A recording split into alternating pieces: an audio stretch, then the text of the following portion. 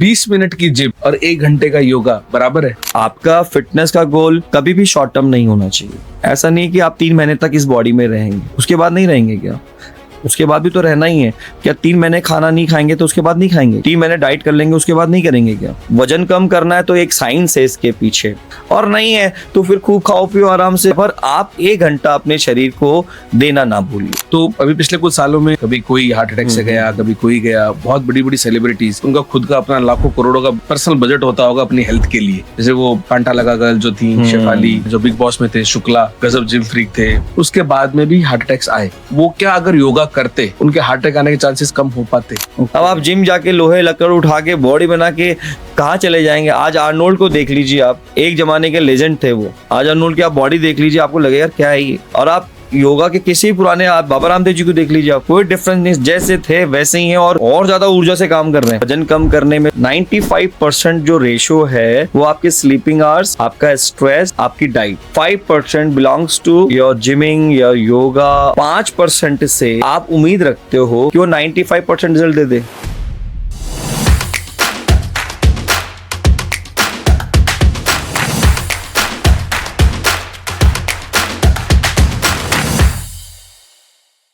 Hi everyone, I Ajay Shekhawat welcome you all to our today's episode of Podcast Wala's channel।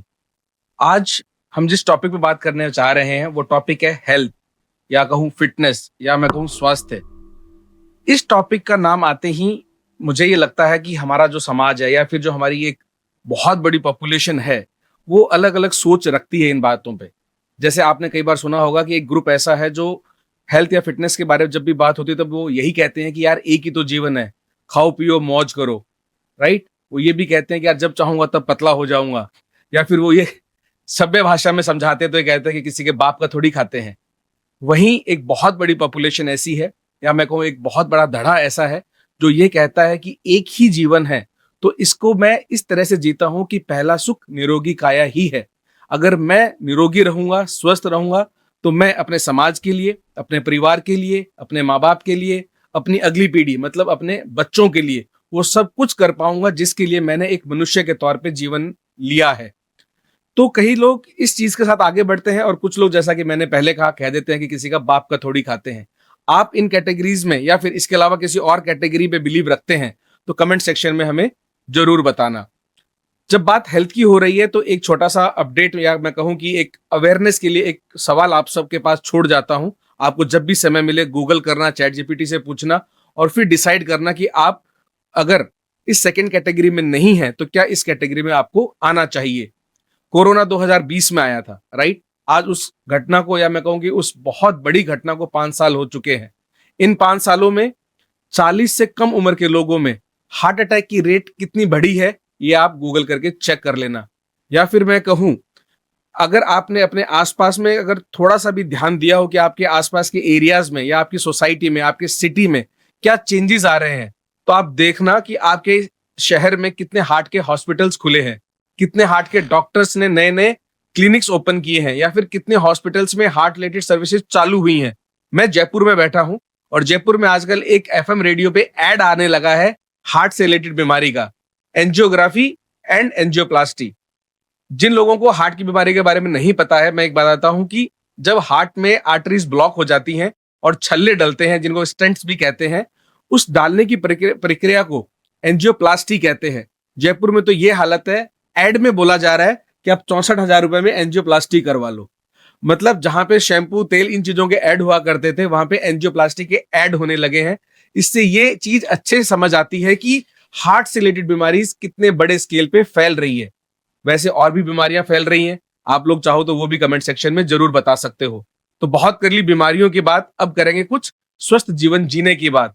और इस पे politics के हिसाब से नहीं बात करना चाहता मैं, इसलिए मैं इस टॉपिक को यहीं रोक के मैं अब बात करना चाहूंगा हमारे आज के एक स्पेशल गेस्ट, जो पेशे से एक प्रोफेशनल योगा ट्रेनर तो है ही है, बट साथ में एक एक्सपीरियंस्ड लाइफ कोच भी है। तो मुझे लगता है हार्ट रिलेटेड या स्वास्थ्य रिलेटेड या फिटनेस रिलेटेड बातें करने के लिए हमारे साथ एक परफेक्ट गेस्ट है हमारे साथ। इनका नाम है अरविंद सिंह। तो अरविंद सिंह जी, मैं आपका तहे दिल से स्वागत करता हूं और मैं शुरू करना चाहूंगा आपके व्यूज के बारे में कि जो मैंने अभी कहा कि पिछले 5 सालों में किस किस तरह की बीमारियां इतनी बढ़ी हैं। आपका इस पे क्या टेक है, और उसके बाद में आप हमें बताएं कि who is Arvind Singh in your own words. ये जो आपने अभी बात बोली है वाकई में हम सब के लिए चिंता का विषय है। और जो खास कर कि जो नई पीढ़ी आ रही है, जहाँ अगर हम लाइफस्टाइल की बात करें तो बहुत डिस्टर्ब है। और जो ऐड आपने बताया है वाकई में ये क्वेश्चनेबल है, जहाँ हम पहले कुछ साबुनों के तेलों के ऐड सुनना करते थे, बट इस प्रकार से हॉस्पिटलाइज अपने आप को कैपिटलाइज कर रहे हैं थ्रू दिस मार्केटिंग, ये बहुत बड़ा क्वेश्चन है। तो आई थिंक इन सब की जिम्मेदारी हम अगर देखा जाए तो इसकी जिम्मेदारी हमारी स्वयं की है। अगर हमारा खान-पान अच्छा नहीं है, हमारी लाइफ़स्टाइल अच्छी नहीं है, हमारे वर्किंग आवर्स सेट नहीं है, हमारे स्लीपिंग आवर्स सेट नहीं है, तो ये बीमारी निश्चित रूप से हमें होनी ही है। और उसका परिणाम हम देख सकते हैं, जैसे कि अभी हमने कोविड जैसी बीमारी को देखा, उसके बाद ये भी कहीं न कहीं फाउंड स्टडी में देखा गया है कि आफ्टर द कोविड ये हार्ट के केसेस बहुत ज़्यादा इंक्रीज़ हुए हैं। समहाउ यस मे बी इसका एक बहुत बड़ा कारण कोविड भी रहा है, बट आफ्टर कोविड के बाद लोग बागों के अंदर एक जो अगर मैं बात करूं मेंटल स्ट्रेस की, वो एक ऐसी समस्या दिन ब दिन इंक्रीज हो रही है जो कि ऐसी चीजों को, हार्ट जैसी बीमारियों को बहुत ज्यादा बढ़ावा दे रही है। तो मेरे हिसाब से यस, इन सबको अगर हम अपनी लाइफस्टाइल को नहीं इम्प्रूव करेंगे, अपने खान-पान को नहीं इम्प्रूव करेंगे और अपने आप पे स्वयं ध्यान नहीं देंगे, तो ऑफ कोर्स ये बीमारी की जो रेट है शायद और बढ़ने वाली है। बिल्कुल सर। तो अब अपन आगे की जो अपनी चर्चा है उसको शुरू करने से पहले मैं आपसे आपके शब्दों में जानना चाहता हूँ कि अरविंद सिंह जी आखिर कौन है? फर्स्ट सबसे पहले तो आपका थैंक यू सो मच, आपने मुझे यहाँ पे इनवाइट किया। मेरा नाम अरविंद सिंह है एंड बाय प्रोफेशनल मैं एक योगा थेरेपिस्ट भी हूँ, योगा ट्रेनर भी हूँ। इसके अलावा मैं अपने जयपुर में 2 इंस्टीट्यूट रन करता हूँ। मेरे जो इंस्टीट्यूट हैं वो फिट योग के नाम से रन होते हैं। स्पेशली मेरा जो हमारी कंपनी का थीम है, टारगेट है, वो यही है कि हम लोगों की लाइफ़स्टाइल के अंदर इम्प्रूवमेंट लाएँ। उनको छोटे-छोटे बेसिक स्टेप्स के थ्रू उनकी लाइफ़स्टाइल के अंदर उनकी हेल्थ, स्पेशली फिज़िकल और मेंटल हेल्थ को इम्प्रूव करें। इसी टारगेट के को लेकर हम अपने काम को करते हुए आ रहे हैं और अराउंड 10 टू 12 इयर्स हमें इस इंडस्ट्री में हो चुके हैं, जहाँ हम लोगों को बहुत पर्सनली तरीके से इनके इस हेल्थ सेगमेंट के ऊपर काम कर रहे दैट इज रियली नाइस। तो ऑलरेडी आप एक डिकेड ज्यादा तो इस फील्ड में हैं। हैं। यस। बट आप ये बताएंगे कि आप योगा की तरफ आए कैसे? मतलब कैसे शुरू हुआ ये सब? ये भी एक अच्छा क्वेश्चन है, क्योंकि ये मेरा इंटरेस्ट एरिया था। वैसे मैं बहुत अलग-अलग डिफरेंट बैकग्राउंड से मैंने अपना जर्नी स्टार्ट किया है। Sales, back end, insurance, BPO and software. But जब मेरा स्टार्टिंग से ही मेरा फिटनेस, मेरा स्पोर्ट्स, मेरा एक पैशन रहा करता था और ठाकुर जी की कृपा है कि मुझे कुछ सालों बाद इसी चीज़ में आने का मौका मिला। मैंने योग की साधना मेरे योग गुरु श्री ढाकाराम जी सापकोटा जी के सानिध्य में करी और उसके बाद मैंने अपना कोर्स करने के बाद जो मैंने उनसे सीखा, उसी को फिर मैं धीरे-धीरे अपने सब लोगों को उसको सिखाने का प्रयास कर रहा हूँ। अच्छा, तो मतलब आप जो इतने सारी फील्ड्स में जॉब की या टाइम स्पेंड किया, उसके बाद में आपने डिसाइड किया कि मैं एक प्रोफेशनल योगा वाली लाइन में जाना चाहता हूँ? यस, ऐसा ही कुछ हुआ, क्योंकि मेरा इंटरेस्ट एरिया था और मैं अर्ली इन द मॉर्निंग, वैसे मेरी उठने की आदत है, तो मैं अर्ली इन द मॉर्निंग उठता था, तो फिर मैं पहले खुद की फ़िटनेस पे ध्यान देता था और फिर मैंने जब योगा सीखा गुरुजी के सानिध्य में, तो फिर मैंने क्लासेस लेना चालू किया। जब मैंने क्लासेस लेना चालू किया तो मुझे एक अच्छे फीडबैक मिलने चालू हुए, इन टर्म्स ऑफ कराने के तरीका, इन टर्म्स ऑफ नॉलेज। तो समहाउ वो एक सिलसिला ऐसा बनता रहा कि उसमें इंटरेस्ट और डीप होता रहा, क्योंकि ये एक ऐसी इंडस्ट्री है जहाँ आप तो खुद स्वस्थ रहते ही रहते हो, साथ ही आप दूसरों को भी मोटिवेट करते हो हेल्थ के प्रति, फिटनेस के प्रति, और कहीं न कहीं ये आपके एक तरीके से अर्निंग में भी आपको बहुत हेल्प करता है। तो मुझे लगा कि शायद मुझे इससे अच्छा मेरे मनपसंद का काम नहीं मिल सकता। नहीं, ये तो है ही है। अधिकतर जगहों पे अपन क्या देखते हैं, जैसे पैसा तो हमसे कोई भी छीन ही लेता है, चाहे डॉक्टर्स हो या पुलिस वाले हों या वकील हों, जहाँ पे अगर उनके हत्थे चढ़ गए। लेकिन इस वाले काम में ये ऐसा है कि वो बंदा खुश हो गया आपको देके जाएगा कि यार मैं आपकी वजह से फिट हो रहा हूँ, मैं और फिट हो रहा हूँ, या जो भी उसका गोल है फिटनेस में, वज़न कम करने का वगैरह। तो आपको खुश होके पैसे देके जा रहा है, ब्लेसिंग्स भी दे रहा है और यस, आपका कद भी बढ़ रहा है, क्योंकि जनरली इस तरह के प्रोफेशंस में इज़्ज़त भी बहुत मिलने लगती है समाज में। यस। राइट। तो मतलब जो आपने बताया कि आपने गुरुजी के सानिध्य में सीखा, तो आपको क्या लगता है कि मतलब लगता तो क्या, मतलब आपको कितना टाइम लगा ये अपने आप को कन्विंस करने में कि हाँ मैं एक इंस्ट्रक्टर बन सकता हूँ और जो भी मैं दूसरे काम करता हूँ वो छोड़ के फुल टाइम इसमें अपना कैरियर बना सकता हूँ? इनिशियली जब मैंने गुरुजी के संपर्क में अराउंड 2012-13 में मैं उनसे मिला था, साल भर मैंने गुरुजी के साथ में सीखा, फिर वहाँ पे गुरुजी को असिस्ट करा मैंने, जो भी उनके क्लाइंट्स थे, उनके पेशेंट थे, वहाँ भी फिर मैंने 1 साल और दिया। मतलब योग का ऐसा नहीं है कि आपने सीख लिया अब खत्म हो गया, ये बहुत वास्ट फील्ड है, इसमें हमें हर किसी से कुछ ना कुछ सीखने को मिलता है और अभी भी मैं 10 साल से सीख ही रहा हूँ। मैं जहाँ भी जाता हूँ, जिनसे भी मिलता हूँ, जो योग के और भी महारथी हैं, जिनके पास में बहुत अच्छी टेक्निक्स हैं, उनका कराने का तरीका बहुत अच्छा है, उनसे मुझे सीखने को मिलता है और मैं अभी एक प्रोसेस कंटिन्यू ही कर रहा हूँ लर्निंग का। मैं जहाँ जाता हूँ सीखता हूँ।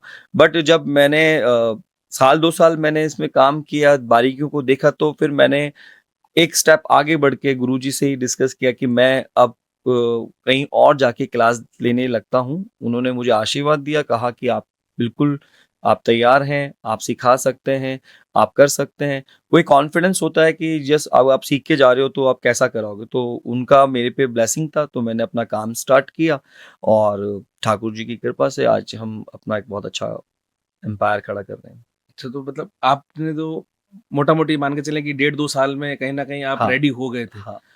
और आपने अपने गुरुजी भी, मतलब कई बार कहते हैं कि गुरु हमें खुद अपनी तरफ खींचता है या ये जो प्रकृति का नियम है वो अपने आप खींचती है। चलो वो तो बड़ी बातें होगी। लेकिन मान लो कि कोई एक ऐसा बच्चा है या एक ऐसा इंसान है जो हमें देख रहा है, वो अब अगर इस लाइन में करियर बनाना चाहता है, वो कैसे अपना गुरु ढूँढे? कैसे डिसाइड करे कि मेरे लिए कौन से गुरु मेरे लिए सही रहेंगे? और फिर वो अगर इसमें करियर अगर अपना प्लान करना चाहता है, तो आपके लिए टिप्स क्या रहेंगी? आपकी तरफ से उनके लिए टिप्स क्या रहेंगी? ये एक बहुत अच्छा क्वेश्चन है बिकॉज क्वेश्चन मैं आपको अच्छा इसलिए कह रहा हूँ क्योंकि अगर कोई अपना करियर इसके अंदर बनाना चाहता है तो पहले के टाइम में और अब के टाइम में scenario is very completely change. अब तो पहले शायद कोई लाखों में एक गुरु हुआ करता था, बट अब तो हर जगह एक तरीके से जिन्होंने भी बहुत पुराने वो एक तरीके से गुरु बन के सिखा रहे हैं और अच्छा भी है। और कहीं ना कहीं एक तरीके से जो नई पीढ़ी के लोग बाग हैं वो भी इस योग में इंटरेस्ट ले रहे हैं। पहले तो कुछ सीख रहे हैं, उसके बाद वो चाहते हैं कि और भी समाज के लोगों को स्वस्थ किया जाए। तो मेरा हिसाब से मानना ये है कि यस, ये अच्छी स्ट्रीम है। पहली चीज़ तो ये है कि आप खुद स्वस्थ रहते हैं, दूसरी चीज़ ये है कि आप समाज से जो लोग जुड़े हैं उनको आप स्वस्थ करते हैं।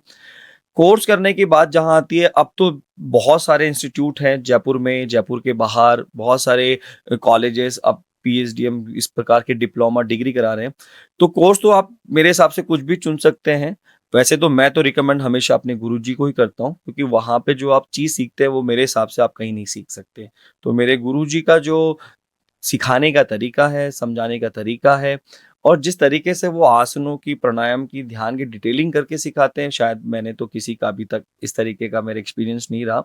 तो मैं बिल्कुल आपके चैनल के माध्यम से कहूँगा, जो भी लोग इसके अंदर जॉइन करना चाहते हैं, अपना करियर बनाना चाहते हैं, बहुत सारे कॉलेजेस और गवर्नमेंट इंस्टीट्यूट योगा की प्रैक्टिस करा रहे हैं, योगा की सर्टिफिकेशन दे रहे हैं, उनसे आप सर्टिफिकेट कर सकते हैं।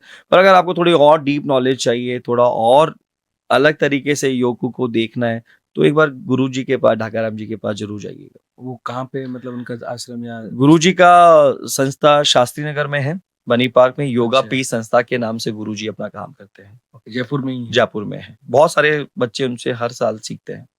ओके, नहीं जहाँ इतना बोल रहे तो डेफिनेटली सीखते हाँ, ही ऑफ होंगे। कोर्स। हम तो क्या थोड़ा अनहेल्दी वाली साइड में है अभी, तो हमने इतना एक्सप्लोर किया नहीं। बट लग रहा है कि अभी बहुत सारे ऐसे मेरे सवाल हैं जिनके जवाब अगर आज मुझे अच्छे मिलते हैं तो शायद मैं भी उस तरफ जागरूक ज़्यादा हो जाऊँ और इंटरेस्ट के बाद में उसको परस्यू करने की कोशिश करूँ। जैसे अभी आपने थोड़ी देर पहले बताया कि आजकल तो बहुत ज़्यादा लोग अवेलेबल हो गए हैं सिखाने वाले। तो कई बार नहीं लगता कि किसी चीज़ में ट्रेंड आता है तो जिनको उतना अच्छा नहीं भी आता वो भी अपनी मार्केटिंग के दम पे दुकान खोल के बैठ जाते हैं। स्पेशली जब से योग का दिवस ये बनना शुरू हुआ, तो अवेयरनेस बहुत बड़ी, डिमांड बहुत बड़ी, जगह-जगह मतलब बहुत सारे लोग तो ऐसा है जो अपने फ्लैट्स में, मतलब बाहर बैनर लगा के अपने फ्लैट्स में ही योगा सिखा रहे हैं। तो क्या इसमें इतनी कमाई है कि इतने सारे लोग खोल के बैठ गए, उसके बावजूद भी इसमें एक अच्छा करियर स्कोप है? देखो, स्कोप तो है अच्छा, नो डाउट। बट अभी जैसे आपने बोला बहुत सारे लोग इसके अंदर आ गए हैं अब कंपटीशन जैसे पहले था उससे ज़्यादा बढ़ गया है। बहुत सारे टीचर्स हर साल ना जाने कितने लाखों स्टूडेंट्स योग के अंदर योग सीखते हैं और फिर वो अपना काम करना चालू कर देते। पहले तो क्या होता था कि लोग बाग योग की साधना साल, 2 साल, 3 साल करते थे, 4 साल करते थे, उसके बाद जाके वो कहीं सिखाना चालू करते थे।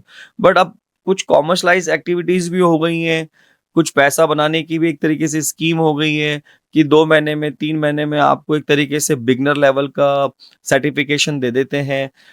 तो वो एक छोटा-सा प्रलोभन होता है, वो एक सर्टिफिकेशन अपने को योग में बिज़नेस करने के लिए नहीं है। वो सर्टिफिकेशन इस तरीके का कि हाँ, अब आपने योग को एक रास्ता जान लिया है, अब इसमें आप आगे बढ़ें। पर क्या है कि आजकल के जो स्टूडेंट्स की मानसिकता है वो 3 महीने का कोर्स करते हैं और फिर सीधा ही क्लासेस लेना चालू कर दें। उतना उनके पास नॉलेज नहीं होता, पर फिर भी ठीक है, ये तो अब क्लाइंट चाहता है कि कोई मेरे घर पे आके करा दे। अब थोड़ी-सी पैसे की मारामारी मान लीजिए आप एक्सपीरियंस होल्डर आपसे ₹10,000 ले रहे हैं, ये बिगिनर लोग आपसे ₹3,000 ले रहे हैं, तो क्लाइंट सोचता है यार 10,000 की जगह 3,000 ही दे दें। तो कुछ ऐसे भी हैं चीज़ें बट ठीक है, वो जैसे-जैसे बट 3 महीने या 6 महीने के कोर्स को करने के बाद मैं ये नहीं मानता कि आपको सीधा सिखाने चले जाना चाहिए। आपको थोड़ा और अपने आप को पॉलिश करना चाहिए। साल 2 साल अपने टाइम को अच्छी तरीके से इन्वेस्ट कीजिए, अच्छी तरीके से आप बारीकियों को समझिए और फिर आप किसी को सिखाएँ तो ज़्यादा बढ़िया रहेगा। और रही बात फाइनेंशियली की, ऑफ कोर्स अभी लोग बाग अपनी सेहत के ऊपर मतलब as compare to metro cities, Jaipur में उतना नहीं है, बट येस मेट्रो सिटीज़ में ज़्यादातर लोग बाग अवेयर हैं अपनी हेल्थ को लेकर, पैसा इन्वेस्ट करते हैं अपनी हेल्थ के ऊपर और धीरे-धीरे ये ट्रेंड जयपुर में भी देखने को मिल रहा है। लोग बाग यहाँ पे भी ट्रेनर्स को अच्छा पे करते हैं और सही है, एक अच्छी इनकम भी 4-5 आवर्स अगर ट्रेनर काम करता है तो easily get to around 30 to 40,000 rupees वो अपना महीने का अर्न कर लेता है। तो एक रिस्पेक्टिव जॉब भी है, अर्निंग भी है और इतना कोई मेंटल स्ट्रेस भी नहीं है। हाँ, और जितनी देर वो करवा रहे हैं, कर रहे हैं, वो एक हाँ, अच्छे एनवायरनमेंट में एक ही अच्छे जी रहे हैं। एनवायरनमेंट में भी है, हाँ। एक अच्छी उसमें भी है। तो ठीक है, मतलब अपन ने देख लिया कि अवेयरनेस बढ़ रही है, लोग फिट होना चाहते हैं, ट्रेनर्स या इंस्ट्रक्टर्स भी बहुत बढ़ रहे हैं, लेकिन एक न्यू कमर है, मान लो कि मैं ही हूँ जिसका वेट ऑलरेडी ज़्यादा है, कम करना है, एक अच्छा योगा इंस्ट्रक्टर मैं ढूँढ रहा हूँ या एक अच्छा क्या कहूँ कि सेंटर ढूँढ रहा हूँ।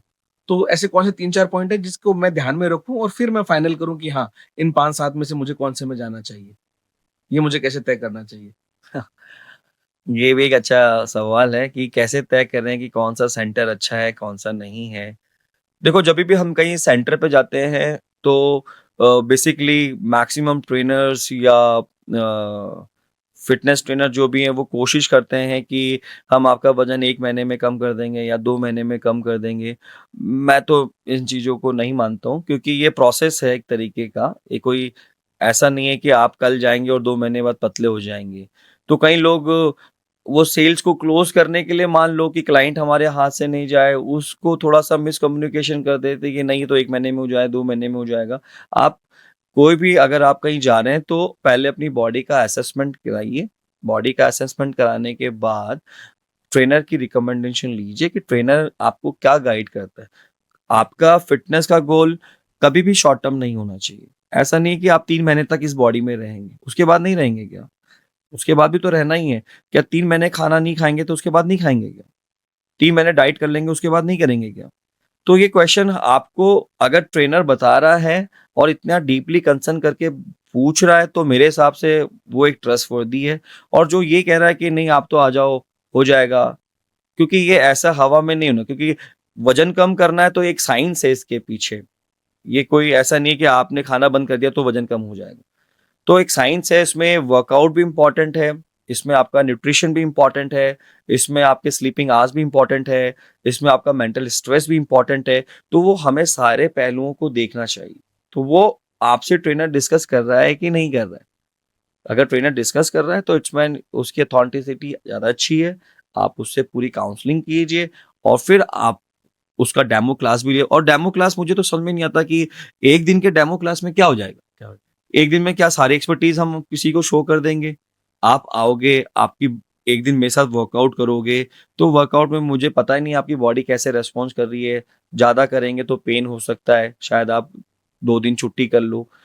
तो वो भी तो हमें देखना है, तो डेमोज़ मेरे हिसाब से नहीं लेना चाहिए, आपको सीधा क्लास ज्वाइन करनी चाहिए। महीना 2 महीना आप अंडर गाइडेड ट्रेनिंग करो, फिर आपको समझ में आता है कि यस, ये ट्रेनर मेरे लिए अच्छा है, ये मेरी बॉडी को समझ रहे हैं और मेरे को उस तरीके से ये रिकमेंडेशन दे रहे हैं। तब आपकी एक जो वेट लॉस जर्नी है वहाँ हम इफेक्टिवली तरीके से पहुंच सकते हैं। ठीक है। तो आपने करीबन 10-12 साल इस फील्ड में बिता लिए हैं। उससे पहले आपने खुद ने भी सीखा है। इस पूरे 10-12 साल के करियर में जितने भी लोग आपके पास आए देखें, एक ऐसी कॉमन, मैं कहूँ कि एक डे टू डे रूटीन में कोई ऐसी चीज है जो बहुत ज्यादा लोग करते हैं और आपको लगता है कि भाई ये सबसे बड़ी गलती है तुम्हारी। तुम चाहे योगा सीखो, मत सीखो, करो, मत करो, कुछ मत करो, बट ये गलती करना बंद करो। आपको आपके नॉलेज के हिसाब से ऐसा क्या लगता है? देखो, मैं बहुत स्ट्रेट फॉरवर्ड बोलता हूँ और अच्छा है कि आपके चैनल के माध्यम से उन लोगों तक ये बात पहुंच जाएगी। आप चोरी करेंगे तो आप 2 लोगों से नहीं बच सकते, एक तो खुद से और एक ऊपर वाले से। मैं 1 घंटा योगा करके आ रहा हूँ और उसके बाद मेरी डाइट बिल्कुल अनबैलेंस्ड है, तो उसमें योगा कुछ नहीं कर सकता। और ये खासकर अगर मैं राजस्थान कल्चर की बात करूं, तो हमारे तो एक तो इतने त्योहार हैं। आज बुआ की जीमना है, आज उनका जीमना है, आज काको साको और बुआ सब को दाल बाटी चूरमा। ये हमारे राजस्थान के अंदर ये गलत नहीं है, पर ये ट्रेडिशनल है तो है। इसको आप इग्नोर नहीं कर सकते हो। और फिर अगर आप थोड़ा सा डाइट फॉलो करने लग जाते हो तो फिर आपको 4 दोस्त ऐसे होते हैं कि वो आप उस डाइट को आपसे दूर कर देते हैं। काहे करोगे आप इस डाइट को फॉलो करके, क्या हो जाएगा, आज थोड़ा सा खा लेना, थोड़ा सा मीठा और खा लो ना। इसको कंट्रोल करना मतलब ये एक अपने आप से एक बहुत बड़ी लड़ाई है। अगर जिसने ये लड़ाई अपने आप से जीत ली, उसको अपनी फिटनेस को इन्हांसमेंट कर सकता है। नहीं तो हमारे तो आए दिन त्योहार है, आए दिन जीवना है, और राजस्थान का तो कल्चर ही ऐसा है कि हाँ, इतना बड़ा परिवार में खाना है, घराना है, आज यहाँ आज यहाँ आज यहाँ। और जो खाना है और आप घर का खाना खा रहे हो तो 2 रोटी ज्यादा ही खाते हो, तो उसको पचाने की क्षमता तो हमारे शरीर में। आप एफर्ट्स कुछ कर नहीं रहे हो, कैलोरीज बर्न आप कर रहे हो 200 और आप खाना खा रहे हो 1000 का, तो वो जो बैलेंस बच रहा है उसको कैसे मीट आउट करेंगे और फिर आप कैसे उस गोल तक पहुंच पाओगे? तो ये सबसे पहले कि हम अपने अंदर उतना कंट्रोल लाएं। अगर हमारी जर्नी फिटनेस को लेकर किसी स्पेसिफिक टारगेट को लेकर है तो, और नहीं है तो फिर खूब खाओ पियो आराम से। जैसे मेरे गुरुजी कहते हैं कि आप खूब खाओ जितना आपको खाना है, पर आप 1 घंटा अपने शरीर को देना ना भूलिए। तो 1 घंटे में आप अच्छी तरीके से मेहनत कीजिए। आप योगा कीजिए, जिम कीजिए, रनिंग कीजिए, साइकिलिंग कीजिए, जो भी कर रहे हैं वो 1 घंटा आप शिद्दत से कीजिए। फिर आपके पास पूरा पकवान पड़े, खाइए तो खाइए, नहीं तो मत खाइए, आपकी मर्जी। तो अगला सवाल, मतलब खाने वाली जो एक प्रॉब्लम थी, तो मुझे मतलब ये वाला मेरा गेस नहीं था। मैं जो गेस कर रहा था कि आप क्या जवाब देंगे। आजकल आपको पता है कि हम सब आसपास घिरे हुए हैं सोशल मीडिया प्लेटफॉर्म से। यस। मुझे नहीं लगता कि शायद ही कोई अछूता है जो फेसबुक या इंस्टा या यूट्यूब, कहीं ना कहीं वो एक दो प्लेटफॉर्म में फंसा हुआ तो है ही है। प्लस मतलब ठीक है, कुछ लोगों की फील्ड जॉब्स हैं, वो एक अलग चीज है, लेकिन बहुत बड़ी पॉपुलेशन की आज सिटिंग जॉब्स है। चाहे वो आईटी सेक्टर वाले हों या इनसे आसपास सेल्स वाले में भी बहुत सारे जो डिजिटल सेल्स वाले हैं, मार्केटिंग वाले हैं, सब के सब सिटिंग जॉब्स में हैं, घंटों बैठे रहते हैं। उसके बाद में भी घर जाके सोशल मीडिया पे ही हैं, रात को सोने के टाइम पे भी इंस्टा वगैरह स्क्रॉलिंग कर रहे हैं। इन सब की वजह से आपको भी पता है किस किस तरह की बीमारियां आ रही हैं। सर्वाइकल आ रही है, ये अपने स्लिप डिस्क बोल लो या बैक पेन बोल लो, इस तरह की बहुत बीमारियां आ रही हैं। तो इसमें आपको क्या लगता है कि योगा क्या कर सकता है इन लोगों के लिए, और ये लोग अपने जीवन में इन बीमारियों से बचने के लिए योगा का सहारा ले कि ना ले? देखो, कोविड के बाद मैक्सिमम जॉब ऐसी हो गई हैं जो होम एट वर्क हो गई हैं, और ये अच्छा भी है तो बुरा भी है। अब मैं तो ये चीज मानता हूँ, जहां इंसान जितना कंफर्ट जोन में जाता है ना, ठीक है, आप आराम से बैठे हैं, काम कर रहे हैं, वो कंफर्ट जोन उस पल के लिए तो आपको सुख दे सकता है, but in terms of long terms की अगर हम बात कर रहे हैं तो वो कहीं ना कहीं बहुत सारी बीमारियों को, बहुत सारी नेगेटिव चीजों को इनवाइट कर रहा है। अगर आप अभी इसके प्रति अलर्ट नहीं होंगे तो शायद आने वाले टाइम पे फिर आपकी हेल्थ शायद और डिस्टर्ब हो सकती है। क्योंकि अगर 8 आवर्स अगर आप सिटिंग करते हैं तो इसका सबसे बड़ा जो नेगेटिव इम्पैक्ट है वो आपकी लोअर बैक पे पड़ता है, हमारे शोल्डर पे, हमारे चेस्ट पे, हमारी नेक पे, हमारी आईज पे, और समहाउ जब हम बैठते हैं तो हमारे पूरा स्टमक के ऊपर भी उसका कंप्रेशन क्रिएट होता है। तो ये देखो, बैठने से आपने कितनी सारी बीमारियों को इनवाइट कर लिया। लोअर बैक पेन धीरे हो जाएगा, अब आपको सर्वाइकल की प्रॉब्लम होगी, अब आपको आई साइड की भी प्रॉब्लम होगी, अब आपको कॉन्स्टिपेशन, इनडाइजेशन की भी प्रॉब्लम होगी। हो सकता है कि बहुत देर तक अगर हम घुटने मोड़ के ऐसे करके बैठते हैं तो हमारा नी पेन भी स्टार्ट हो जाए। अच्छा, मैं सही कर लेता हूँ। हाँ, ऑफ कोर्स, क्योंकि जब हम अब घर पे काम कर रहे हैं तो पहले तो हम ऐसे बैठते हैं, जब हमारा 1 घंटा हो जाएगा फिर हम अपने पाँव को पूरा ऊपर ले जाएंगे, हाँ। पूरा कंफर्ट जोन में पीछे घुस जाएंगे। तो आपको आनंद तो मिल रहा है, बट इंटरनली शरीर को कहीं ना कहीं वो तनाव झेलना पड़ रहा है, उसको टॉलरेट करना पड़ रहा है। तो ये तो मैंडेटरी है, और मैक्सिमम कॉर्पोरेट्स से भी मैं इस चैनल के माध्यम से आप कहना चाहूंगा कि एम्प्लॉयों को इस तरीके के सेशन के अंदर इंगेज करें, जहाँ वो चीजें सीखें कि सिस्टम पे बैठकर हमें हर आधे घंटे बाद क्या अलार्मिंग सिचुएशन ऐसी क्रिएट करें कि हमें हर आधे घंटे बाद अपनी बॉडी को रिकंसाइल करने का मौका मिले। फॉर एग्जाम्पल, अगर मैं 1 घंटा में सिस्टम पे बैठ के काम कर रहा हूँ, अब मैं 5 मिनट का ब्रेक लेता हूँ। उस 5 मिनट में मैं ऐसी क्या एक्टिविटी करूँ जो मेरे बॉडी के लिए हेल्पफुल हो। फॉर एग्जाम्पल, अगर मैं ऐसे हाथों को इंटरलॉक करके पूरा ऊपर तानता हूँ फॉर 1 मिनट के लिए, तो ये मेरे को मेरे जॉइंट्स के लिए, मेरे फिंगर्स के लिए, मेरे शोल्डर के लिए, मेरी बैक के लिए बिल्कुल वरदान साबित हो जाएगा। तो आपको जो प्रॉब्लम हो रही थी वो प्रॉब्लम ऑलमोस्ट 30% रिड्यूस हो जाएगी। अच्छा, 30% वो प्रॉब्लम रिड्यूस हो हर गई। आवर में एक बार करें तो? हर आवर में अगर आप एक बार करते हो तो 1 मिनट। 9 आवर के शिफ्ट करते हो तो आपने ऑलमोस्ट 9 मिनट किया है। वो 9 मिनट आपके सर्वाइकल को, शोल्डर को, ऐसी प्रॉब्लम को 30% रिड्यूस कर। और उसके अलावा आप योगा की प्रैक्टिस करते हैं, 1 आवर नहीं कर सकते तो 30 मिनट्स करते हैं, 30 मिनट्स नहीं कर सकते तो 20 मिनट्स ऐसी प्रैक्टिस करें जो स्पेसिफिकली इस रीजन में काम करे, तो आपकी हेल्थ इंप्रूव हो सकती है। मतलब एक-एक घंटे के हिसाब से ये भी कर लें। उसके अलावा और भी कोई ऐसी एक आधी एक्सरसाइज जो आपको लगता है कि ऑफिस में बैठे-बैठे या ब्रेक में, लंच ब्रेक में कभी भी अब आगे-पीछे यस, छोटा-मोटा अब कर ऑफ लें? Course, of course, of course, जैसे हम 9 आवर्स या 2 आवर्स या 2.5 आवर्स बहुत देर तक सिस्टम को देखते हैं, तो अगर आप 10 मिनट का, 5 मिनट का कोई ब्रेक ले रहे हैं तो ठंडे पानी से अपनी आंखों को जरूर वॉश कीजिए। ओके। ये बहुत इंपॉर्टेंट है, क्योंकि हम उस लैपटॉप की स्क्रीन को या उस डेस्कटॉप की स्क्रीन को बहुत क्लोजली देखते हैं।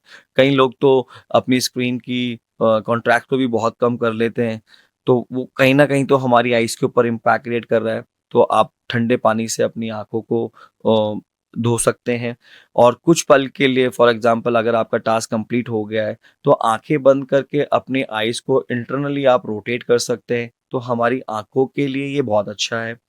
दूसरा, बहुत देर तक हम सिस्टम पे काम करते हैं तो हमारे जनरली फिंगर्स और हमारा एल्बो और हमारा शोल्डर एंगेज होता है, तो कुछ ऐसे मूव इंटरलॉक करके हम स्ट्रेच करें। अच्छा। अगर हमारी एल्बो स्ट्रेट है, हमारा बैक स्ट्रेट है और हमारे हाथ में फिंगर्स अच्छी तरह से स्ट्रेच हैं, तो ये हमारे ब्लड सर्कुलेशन को इम्प्रूव कर रहे हैं। और जैसे ही हम ये करते हैं, इसके बाद अगर आप डीप इनहेल करते हैं तो आपके ब्लड के साथ आपके ऑक्सीजन का वॉल्यूम इंक्रीज हो जाता है। तो ये इंक्रीज आपकी पूरी इस रीजन को, इस जो जगह है जहाँ पे हमें इम्पैक्ट क्रिएट हो रहा था, वहाँ पे हमारा ब्लड सर्कुलेशन धीरे धीरे अच्छा होने लग जाता है। तो ये हमें हेल्प कर रहा है। आप बैठे बैठे सिस्टम पे अपनी मुट्ठी को बंद करके अपनी रिस्ट को रोटेट कर सकते हैं। बहुत सारे सूक्ष्म व्यायाम ऐसे हैं जो हम अपने डेस्क पे बैठ के कर सकते हैं, बट ये कर सकते हैं और करते हैं, इन दोनों का जो बीच का फासला है, ये कोई तीसरा या चौथा नहीं आएगा। और जनरली ये टेंडेंसी देखी गई है, फिटनेस की बात तब आती है जब इंसान घायल हो जाता है। उससे पहले कहाँ थे आप? अगर गर्दन में दर्द है तो वो तो है, उसको क्योर क्यों नहीं कर रहे? जब वो पूरा एक्सट्रीमली लेवल पे आ चुका है, तो अब आपके पास कोई ऑप्शन नहीं बचता। या तो फिजियोथेरेपिस्ट की आप थेरेपिस्ट कीजिए, या फिर आप कोई एमआरआई कराइए और उसके बाद उसको पूरी तरीके से अब 10-15 दिन शांति से रहने दीजिए। इतना वेट क्यों करना है?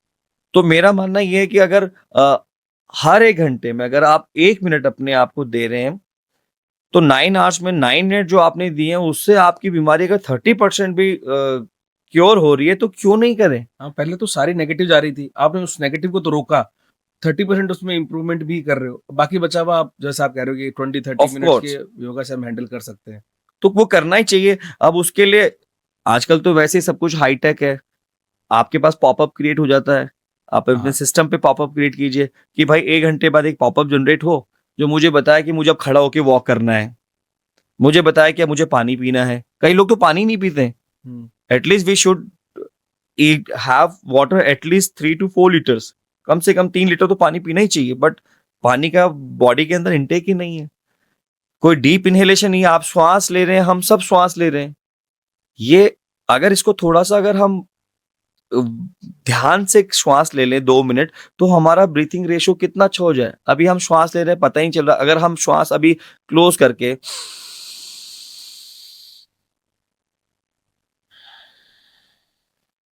एकदम से मेरी बॉडी हाई नोट पे एनर्जेटिक हो जाएगी। ये छोटी सी क्रिया डीप इनहेलेशन भी अगर हम 5 टाइम कर लें हर 1 घंटे बाद, तो देखना आपकी बॉडी के अंदर कितने मिरेकल्स होने लग जाएंगे। ये सब चीज़ें इतनी छोटी होती हैं और शायद हो सकता है कहीं न कहीं मतलब लोग बताते भी होंगे, बट पता नहीं क्यों हम इनको पहले नहीं ढूँढते जब तक हम बीमार नहीं हो जाते। बीमार। एक कल्चर है जो आजकल बहुत ज़बरदस्त फैला हुआ है और शायद ये योगा से पहले भी बहुत फैला हुआ था, अभी भी बहुत गज़ब फैल रहा है, जिम का। तो आप जिम वर्सेस योगा मानते हो या योगा और जिम साथ-साथ चल सकते हैं? आपकी मतलब एक ओवरऑल व्यू क्या है जिम कल्चर के बारे में? देखो अगर मैं राजस्थान की बात करूं तो जैसे राजस्थान का खाना है दाल बाटी चूरमा, और उत्तराखंड की बात करूं तो उनका खाना है दाल चावल। दोनों खाने ही हैं, दोनों की अपनी अपनी विशेषता है, दोनों का किसी से कोई कंपैरिजन नहीं। सेम ऐसे ही मैं फिटनेस में जिम को भी देखता हूँ और योगा को भी देखता हूँ। जिम का अपना एक अलग माइंडसेट है और योगा का अपना एक माइंडसेट अलग माइंडसेट है। जनरली लोग बाग ये सोचते हैं कि योगा करेंगे जब हम 40-50 के हो जाएंगे। बच्चे सोचते हैं जो टीनेजर होते हैं कि हम योगा बाद में करेंगे, पहले हम अपनी बॉडी बना लेते हैं। तो इस ये जो गैप है, थॉट्स जो गैप है, इसको तो हम एक पेज पे नहीं ला सकते। जिम अपनी जगह है, योगा अपनी जगह है, और इनको हम कंपेयर भी नहीं कर सकते। इट्स अप टू यू कि उसको किस तरीके से हम चूज करते हैं। जिम का गोल होता है कि आप अपनी बॉडी को बाहर से सुंदर बनाएं। आप देखना कभी जिम वालों से अगर आप मिलोगे तो एक अलग ही टशन में चलेंगे। ऐसे हल्का सा कंधा टच हो जाए तो ऐसा लगेगा जो पता नहीं क्या किससे भिड़ गए आज। और एक अगर आप ऐसे ही योगा के किसी इंसान से मिलें जो योगा कर रहा हो, उसके बिहेवियर में विनम्रता होगी, उसके चेहरे पे ज्यादा मुस्कुराहट होगी, और अगर आपसे कोई गलती हो भी जाए तो उसको इग्नोर करने का कोशिश करेगी। तो एक तो आपकी बॉडी के ऊपर बाहर से काम कर रहा है, और एक रेस्पेक्ट आपकी योगा आपके इंटरनल बॉडी के ऊपर काम कर रहा है।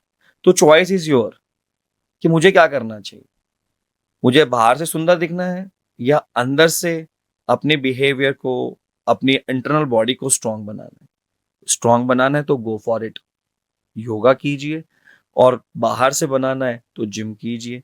और फिट रहना है तो दोनों ही कीजिए। तो सिर्फ योगा से हम क्या बोलते हैं उस तरह की बॉडी अचीव नहीं कर सकते, ये तो ठीक है, मसल उतनी बिल्ड नहीं कर सकते, लेकिन एक जो होता है ना कि एक फिट शरीर जिसमें मतलब पेट बाहर नहीं निकला हुआ है, अननेसेसरीली मतलब मसल मास बहुत ज्यादा नहीं है, एक फिट बॉडी तो हम योगा से भी मेंटेन कर सकते हैं। ऑफ कोर्स मेंटेन कर सकते हैं। लोगों को लगता है कि योगा बहुत स्लो होता है, इसमें उतना हाई नोट एनर्जी नहीं होता है। ये ट्रेनर के ऊपर डिपेंड करता है। और हमारे जैसे अगर हम अपने ट्रेडिशनल योगा की बात करते हैं तो वहाँ का पैटर्न थोड़ा स्लो है, उसमें होल्डिंग है। कि yoga it's all about to connect with them, अपने आप से जोड़ने का काम। वो अपने आप से कब जुड़ेगा? जब उसको धीरे करेगा, अपनी ब्रेथ के ऊपर फोकस करेगा, आंखें बंद करके जो भी आपने अभ्यास किया उसको देखेगा, तभी वो अपने आप से जुड़ सकते हैं। बट आज की तारीख में योगा को बहुत फास्ट तरीके से भी लोग बाग करा रहे हैं, जिससे लोग बाग अपने एक तरीके से कैलोरीज बर्न करें, अपनी बॉडी को फिट रखें। वेट को कम करने के लिए भी अब योगा एक डिफरेंट तरीके से यूज हो रहा है। तो आई थिंक अगर आपको बॉडी को फिट रखना है तो मेरे हिसाब से वो सिर्फ अगर आप योगा करते हैं सिर्फ बॉडी पे इम्पैक्ट क्रिएट नहीं हो रहा है। तो यहाँ आम के आम और गुठलियों के दाम, आपने कहानी सुनी होगी कि शरीर तो स्वस्थ हो रहा है, बट इसके साथ आपका जो मन है वो भी एक प्रसन्नता की तरफ जा रहा है। तो आपका फिजिकल बॉडी भी इम्पैक्ट हो रहा है और आपका मेंटल बॉडी भी इम्पैक्ट हो रहा है। तो मेरे हिसाब से फिर तो योगा ही करना चाहिए ना। जैसे हम जहाँ भी चाहते हैं, हम चाहते हैं रिटर्न 10 दिया तो 100 मिले। तो योगा ऐसा ही है। आपने दिया सिर्फ 1 घंटा था, उसमें आपको एक तो अच्छे दोस्त मिल गए, आपको खुद से अपनी आपको जानकारी हो गई, आपकी अच्छी बॉडी मेंटेन हो रही है। और योगा वाला इंसान थोड़ा खाना सात्विक रूप से खाता है। जिम वालों की आप डाइट देखेंगे तो वेज भी है, नॉन वेज भी है, ये भी है, वो भी है। अगर आप योगा की डाइट है तो सात्विक रूप से वो सत्तू पी रहे हैं या लिक्विड फॉर्म में या फलाहार कर रहे हैं। अन्न भी जो लेंगे, प्रसाद लेंगे, थोड़ा सा लेंगे, बहुत गरिष्ठ भोजन नहीं करते। तो वो खाना जो है वो कहीं ना कहीं आपके मन के ऊपर भी काम कर रहा है। तो मेरे हिसाब से yoga is one of the best thing. ये वाला मेरा सवाल था डाइट पे, आपने वैसे हाफ आंसर कर दिया है। क्योंकि जब जिम जाते हैं तो जिम जाते ही वो आपको vitamin C, vitamin E, protein bar, protein powder, फिर आपकी पूरी डाइट बना के देते हैं कि दिन में इतनी बार प्रोटीन शेक पियो वगैरह वगैरह वगैरह। तो वो डाइट प्लान, और अगर कोई प्रोफेशनली, मतलब आप तो सिखा रहे प्रोफेशनली, लेकिन मान लो किसी को बहुत डेडिकेटेडली योगा करना है अपनी बॉडी को फिट करने के लिए, तो आपने जैसे बताया कि आप ये बहुत सात्विक अच्छी चीज देते हैं, लेकिन क्या इसके अलावा जो विटामिन सी, विटामिन ई, इस तरह की बॉडी की जो कमियां हैं, विटामिन डी आजकल तो बहुत कॉमन है, B12 की कमी बहुत कॉमन है, क्या इन सबको भी योगा की डाइट या योगा की एक्सरसाइजेस किसी तरह से इनडायरेक्टली इनडायरेक्टली कवर करती हैं? ऑफ कोर्स करती हैं। अगर मतलब generally nature nature business nature में अगर बात करूं तो जिम की नेचर ऐसे है कि आपको सप्लीमेंट्स के ऊपर ड्राइव करवाते हैं हाँ। कि आप ये सप्लीमेंट ले लो, आपको ये प्रॉब्लम है तो ये सप्लीमेंट ले लो, ये डेफिशिएंसी है तो ये सप्लीमेंट ले लो। प्रोटीन, अगर बॉडी में मसल्स नहीं इंक्रीज हो रही तो ये प्रोटीन ले लो, वेट कम नहीं हो रहा तो ये वाला कार्ब्स का चीज खा लो। वो एक्सटर्नल चीजों को सपोर्ट करते हैं। अगर हम यही योगा की डाइट की बात करें तो वो नेचुरल जो होम रिडीम जो खाना हम घर में बनाते हैं उनसे वो सारी चीजों को पूर्ति करने का प्रयास करते हैं। अगर आप चावल खा रहे हैं या आप दही ले रहे हैं या आप फलाहार कर रहे हैं या आप नंगे पांव घास में चल रहे हैं, धूप में बैठ रहे हैं, तो कुछ ऐसे ट्रीटमेंट, कुछ ऐसी डाइट वो रखते हैं जहां से आपकी ये जो डेली मीट आउट होने वाली चीजें हैं जो हमारी बॉडी की रिक्वायरमेंट है वो बिना सप्लीमेंट के भी वो पूरी हो जाती है। तो मेरे हिसाब से फिर सप्लीमेंट में क्यों रहना है। और सप्लीमेंट का डिपेंड्स बॉडी टू बॉडी, फर्क पड़ता है कि किसी को सूट भी करता है, किसी को नहीं भी करता है। तो मेरे हिसाब से तो सात्विक डाइट हो, उस प्रकार की आपका खाने का सिस्टम हो जिसमें आपका पोर्शन थोड़ा छोटा हो, बहुत ज्यादा पोर्शन नहीं हो, और उस मील को हम हर 4 घंटे में या 5 घंटे में कुछ ऐसे ब्रेकडाउन्स में उस खाने को खाएं तो ज्यादा अच्छी रहेगी। कुछ मिथ्स हैं, जैसे जिम में क्या कल्चर होता है कि अ, अधिकतर आजकल ये फैशन भी हो गया है, प्लस कल्चर भी है कि हर किसी के पास में, किसी के पास 2 लीटर वाला जग है, किसी के पास में 1 लीटर वाली बॉटल है, और बार बार वहाँ वर्कआउट किए जा रहे हैं और बोतल पानी पिए जा रहे हैं। ठीक है, बट मैंने यूट्यूब पे कई बार वीडियोस में देखा है, वहाँ पे बोला जाता है कि नहीं, हमें एक साथ बॉटल को पूरा गट गट नहीं पीना चाहिए, sip by sip you should take your water, जो भी आपकी पानी का आप जितने भी लीटर आपको पीना है, बट आपको पीना सिप बाय सिप है और थोड़ा थोड़ा करके पूरे दिन पीते रहना है, राइट? चाहे वो आपको क्लीन करने के लिए हो सुबह उठ के, चाहे कुछ भी हो। तो एक तो इस पानी के मिथ के बारे में मुझे जानना है कि सच में आखिर पानी, जो आप 3 से 4 लीटर खुद ने भी बताया, मान लो मैं सुबह उठूं 2 लीटर एक बार में निपटा दूं, एक बार शाम को 2 लीटर निपटा दूं, तो क्या वो वाटर इनटेक सही है? नहीं, बिल्कुल ये चीज गलत है। और जैसे कि मतलब योगा में तो हम जनरली अवॉइड करते हैं, क्योंकि जब हम योगा अभ्यास कर रहे होते हैं तो बॉडी और माइंड उन मांसपेशियों पे काम कर रहा होता है, उस समय पेट शिथिल होता है। अगर हम पानी पी लेंगे या पानी पिएंगे तो पेट को काम करने का मौका मिल जाएगा और मेरा दिमाग उन मांसपेशियों से हट के पेट की तरफ चला जाएगा, वो उस काम को देखने लग जाएगा। अगर गला सूख रहा है या आपको थोड़ा सा लो फील हो रहा है तो आप थोड़ा सा पानी पी सकते हैं, बट वर्कआउट के ड्यूरेशन पे मेरे हिसाब से तो आपको पानी अवॉइड करना चाहिए, क्योंकि मसल्स और माइंडसेट एक अलग तरीके से काम कर रहा होता है। वहां आप अपने डाइजेस्टिव सिस्टम को इन्वॉल्व मत कीजिए। और पानी, पानी की भी एक अच्छी हैबिट है, जब प्यास लगे तब तो पीना ही पीना है, क्योंकि उस समय बॉडी मांग रही है। अब आप बॉडी मांग नहीं रही तो भी पिए जा रहे हैं तो उसका क्या लेना। आपकी बॉडी को अपने पास कम से कम, अगर आप ट्रैवल करते हैं तो 1 लीटर का पानी अपने पास रखें। गाड़ी में बैठे हैं तो उस पानी को पिएं। और सबसे अच्छा तो हैबिट ये है कि कम से कम एटलीस्ट 1 गिलास या 2 गिलास पानी आप early in the morning P लीजिए। जैसे आप उठते हैं तो उठने के बाद आप 2 गिलास पानी जरूर पिएं। वर्कआउट के दौरान बहुत अगर जरूरत है तो जाइए, अदरवाइज स्किप इट आउट। खाने से पहले पानी जरूर पीजिए, वो भी कम से कम 1 डेढ़ घंटे पहले। और खाने के बाद मीनवाइल थोड़ा सा सिप, ज्यादा सिप नहीं। तो ऐसे अगर आप 5-6 गिलास का भी अगर आप बनाते हो तो आप अपने पानी की रिक्वायरमेंट पूरी कर लो। ठीक है, एक वॉक्स को लेकर भी बहुत गजब का बित है कि अ, रात को खाना खाने के बाद में कितनी देर वॉक करनी चाहिए जिससे खाना डाइजेस्ट हो जाता है। कुछ लोगों का कहना है कि नहीं, ब्रिस्क वॉक तो जो मॉर्निंग की हुई होती है वही इफेक्टिव होती है। रात को खाने के बाद में सिर्फ टहलना चाहिए, ब्रिस्क वॉक हानिकारक है। खाना खाने के इतनी देर के अंदर-अंदर दूध पीना नहीं चाहिए, इतनी देर बाद पीना चाहिए। तो मतलब वॉक और खाना क्या कॉम्बिनेशन है? किस टाइम सही है? कितनी स्पीड से करना सही है? इसके बारे में आपके हिसाब से क्या स्टैंडर्ड्स हैं? देखो ये बहुत वही है ना, जितने लोग उतनी बातें, और काम नहीं है। बातें इतनी है पर काम नहीं है। खाना खाने के बाद मैक्सिमम पीपल या तो लेट जाते हैं या टीवी देखते हैं या मोबाइल देखते हैं। जनरली अगर हम योग की बात करते हैं तो योग में हम जनरली वज्रासन एक हमारा बहुत अच्छा आसन है, जिसमें हम अगर बैठ जाएं तो मेरे हिसाब से आपको वॉक करने की जरूरत नहीं है। बट वज्रासन भी कौन कर सकता है, कितनी देर करना चाहिए, ये भी हमें पता होना चाहिए। जो अगर घुटनों में दर्द है तो फिर हम वो नहीं कर सकते। पर जिनको घुटनों में दर्द नहीं है वो वज्रासन करेंगे तो ज़्यादा अच्छा रहेगा। वो आपके डाइजेस्टिव सिस्टम को भी इम्प्रूव करता है और आपकी पाचन को भी बहुत अच्छी तरीके से वो करता है, हेल्प करता है। वॉक की रही बात, तो अगर आपने खाना खा लिया है तो मेरे हिसाब से इधर गो फॉर वज्रासन अगर आप कर सकते हैं, तो नहीं तो कम से कम 10 से 15 मिनट का एक नॉर्मल वॉक आप ले लीजिए, ताकि जो आप खाना आपने खाया है वो डाइजेशन होने में, उसको प्रोसेस होने में थोड़ा सा सहयोग मिल जाए। अच्छा। उसके बाद आप अपना रेस्ट कर लीजिए। और विस्ट वॉक, तेज भागना, खाना खाने के बाद कौन तेज भागेगा, विस्ट वॉक कौन करेगा, वो तो सिर्फ तरीके से टहलना है। जनरली हम तो उसको भी नहीं कहते हैं कि आप तो इससे अच्छा तो अपना वज्रासन कीजिए। वज्रासन सबसे बेस्ट आसन है और इसको कोई भी कर सकता है। जिनको घुटने में दर्द है या जो नहीं कर सकते, वो उनके लिए एक थेरेपी वे होता है। योगा में एक थेरेपी तरीके से उनको वज्रासन कराया जाता है, तो वो कहीं ना कहीं उनको हेल्प करता है। तो वॉक अगर आप करते हैं तो कीजिए, अदरवाइज उसकी जगह अगर आप वज्रासन कर सकते हैं तो वो ज्यादा अच्छा है। ओके, वज्रासन में ना नमाज वाला पोज जो हाँ अक्सर वो, लोग। हाँ उस तरीके से हम बांटते हैं। अब बात चलते हैं थोड़ी सी शोशाबाजी वाली। शोशाबाजी।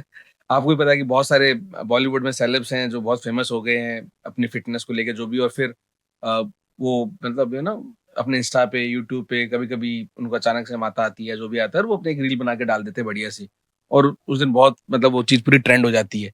बट उससे हटके कुछ ऐसे सेलेब्स भी हैं, या मतलब बड़े सेलेब्स हैं, कुछ छोटे सेलेब्स हैं जिन्होंने अपने प्रॉपर यूट्यूब चैनल्स बना रखे हैं या अपनी एप्स बना रखी हैं। एग्जाम्पल समझाऊं तो शिल्पा शेट्टी का ले लीजिए आप। कई सालों से वो दिखा रही हैं और वो फिट है भी। तो इस तरह के सेलेब्स को हमें फॉलो करना चाहिए, या फिर जैसा आपने बताया था कि उन प्रोफेशनल ट्रेनर जिन्होंने आप जैसे किसी गुरु से सीखा है, उनकी मतलब होता है ना कि उनके संज्ञान में रहते हुए 3-4 साल वहाँ प्रैक्टिस की है, उसके बाद में भी कहीं सिखा रहे हैं तो प्रोफेशनली सिखा रहे हैं। आप किसको प्रेफ़र करवाना चाहोगे कि इधर या उन सेलेब्स को फॉलो करें? देखो अगर फिटनेस की बात है और योग की खास बात है तो मैं तो किसी भी सेलेब को प्रमोट नहीं करता हूँ। Yoga Acharya is one of the best. Yoga जिनसे हम सीख रहे हैं या जो हमारे गुरु हैं, उनके सानिध्य में हम उन चीज़ों को फॉलो करें। वो एक तरीके से उनकी बॉडी अलग है, हमारी बॉडी अलग है। अब वो कैरी करती है 45 kg का वेट और आप करते हो 75 kg का वेट। दोनों को कैसे कंपैरिजन कर लो?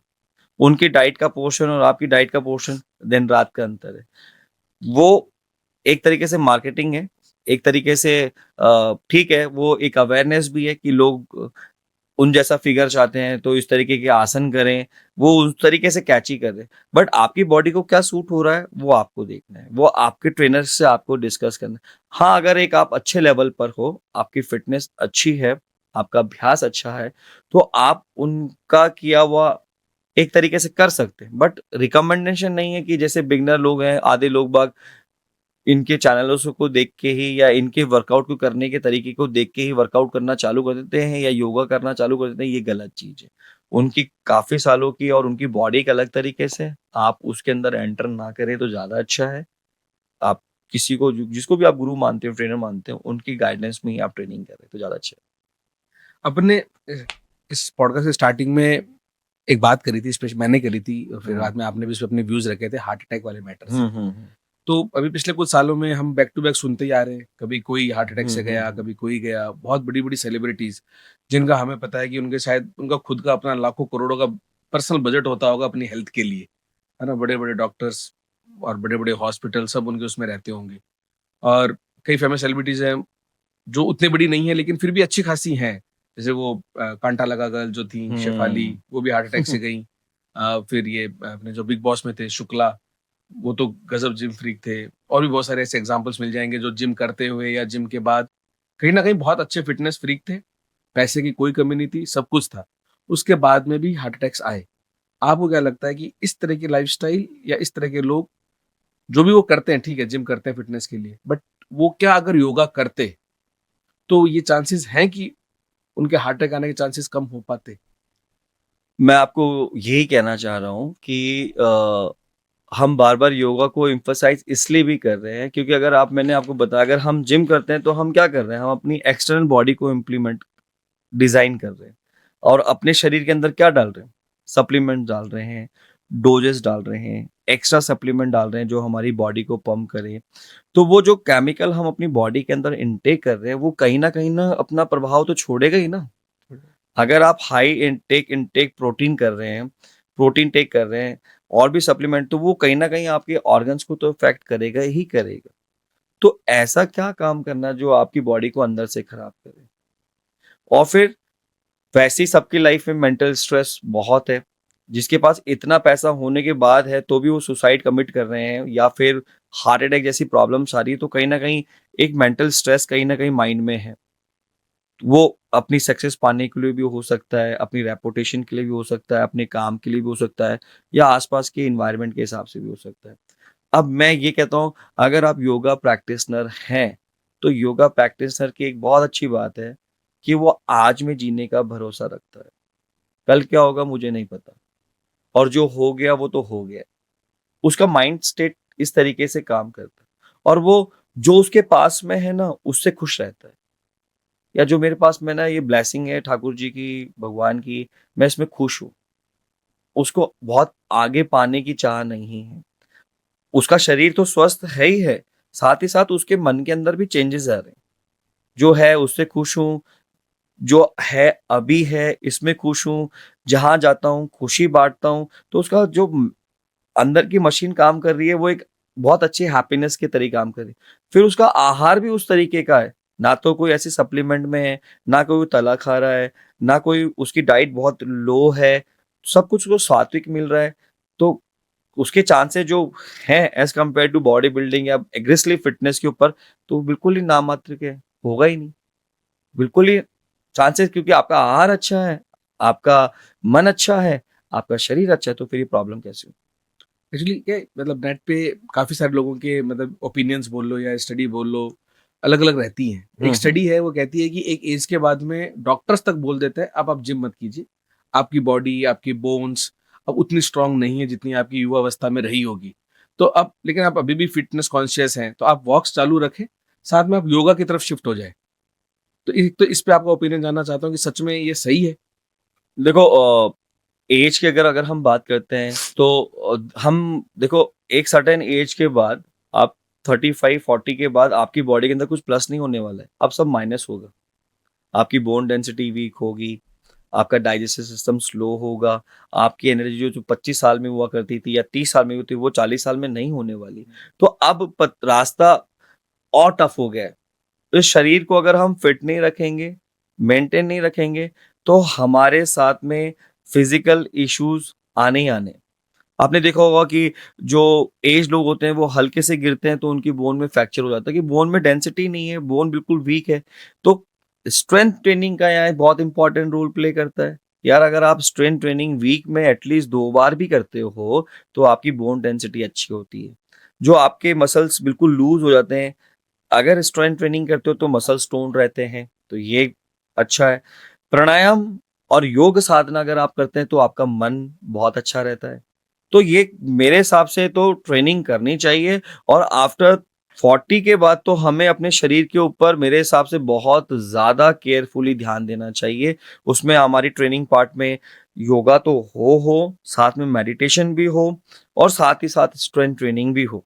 स्ट्रेंथ ट्रेनिंग जिम वाली? जिम वाली स्ट्रेंथ ट्रेनिंग हो जिसमें हम लाइट वेट के साथ में Okay. गाइडेड ट्रेनिंग करें, जिसमें हम मशीन को थोड़ा थोड़ा सा अपने हिसाब से वेट एडजस्ट करके उसको लिफ्ट करें, सारी बॉडी पार्ट पर हम मशीन के थ्रू काम करें, तो आपके बॉडी को फ्लेक्सिबिलिटी भी मिल रही है, बैलेंसिंग भी मिल रही है, स्ट्रेंथ भी मिल रही है। तो मेरे हिसाब से आपको दोनों ही पोर्शन को वीक के हिसाब से डिवाइड करके अपनी ट्रेनिंग करनी चाहिए। तो अभी तक अपने ये सारी चीजें, मतलब जो एक मन में मिथ रहते हैं ना जिम का और योगा में क्या फर्क है, आपने बहुत अच्छी बात बताई जो मुझे पर्सनली खुद को लगती थी कि योगा तो थोड़ा सा एज ज्यादा होने के बाद करनी चाहिए।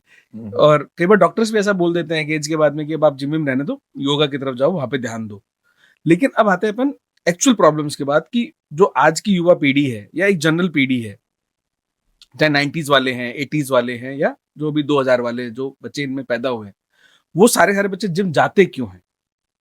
आपने एक पॉइंट खुद ही बताया था कि बाहर से सुंदर दिखने के लिए, प्लस कहीं ना कहीं उनको लगता है कि जिम जाने से सब कुछ हो जाएगा, राइट? या फिर जैसे भी मेरी शादी है, मान लो तय हो गई, मेरे 6 महीने बाद शादी है, अब मेरे पास वेट लॉस के लिए क्या दिखेगा? जिसकी सबसे ज्यादा मार्केटिंग होती है वो होती है जिम की, कि मैं जिम जाऊंगा, जिम वाले भी अच्छे अच्छे ऑफर दे देते हैं, कह रहे भैया 2 महीने में देखो आपको इतना पूरा फिट कर देंगे, आप तो कोट पैंट अभी सिलाओ ही मत, वगैरह वगैरह वगैरह। इस पे योगा की साइड से आपके क्या व्यूज है? ये चीजें कितनी सच है? क्या इन बच्चों की ये सोच सही है? अब वही कह रहा हूँ ना, मतलब हेल्थ की बात आती है तो सबसे लास्ट टॉपिक है ये। मेरे सारे काम मेरे लिए इंपॉर्टेंट है बट मेरी हेल्थ मेरे लिए सबसे लास्ट में इंपॉर्टेंट है। अब आपके घर में 6 महीने बाद आपकी शादी है, तो इससे पहले कहाँ गए हुए थे आप? 6 महीने बाद आपको रियलाइज हुआ कि मुझे अब वेट कम करना चाहिए, तो आप जहां जा रहे हैं तो अब क्या होगा? अब कटौती हो जाएगी। कटौती ऐसे हो जाएगी जहां आप का जो डाइट चार्ट है वो पूरा रिवर्स हो जाएगा। आपके 3 महीने 4 महीने बिल्कुल एडवर्स से निकलने लग जाएंगे। आपकी डाइट चार्ट, आपका वर्कआउट सारा इंटेक्ट। तो एक तरीके से मेंटल स्ट्रेस भी है। और जब आप स्ट्रेस लेके कोई काम करोगे तो मेरे हिसाब से मुझे नहीं लगता उसमें कोई रिजल्ट फ्रूटफुल होने वाला है। आज आपने वर्कआउट किया, आप अपना वजन नापोगे, कल आपने कुछ और माल खा लिया, कुछ ऐसा चेप लिया, तो फिर आपका वजन बढ़ा हुआ होगा, आपको फ्रस्ट्रेशन हो जाएगी, अरे यार वजन तो कम हो ही नहीं रहा है। तो वो एक ना कहीं एक नई एंजाइटी को आपके अंदर जन्म दे रही है। आप अपने टारगेट को सेट कीजिए।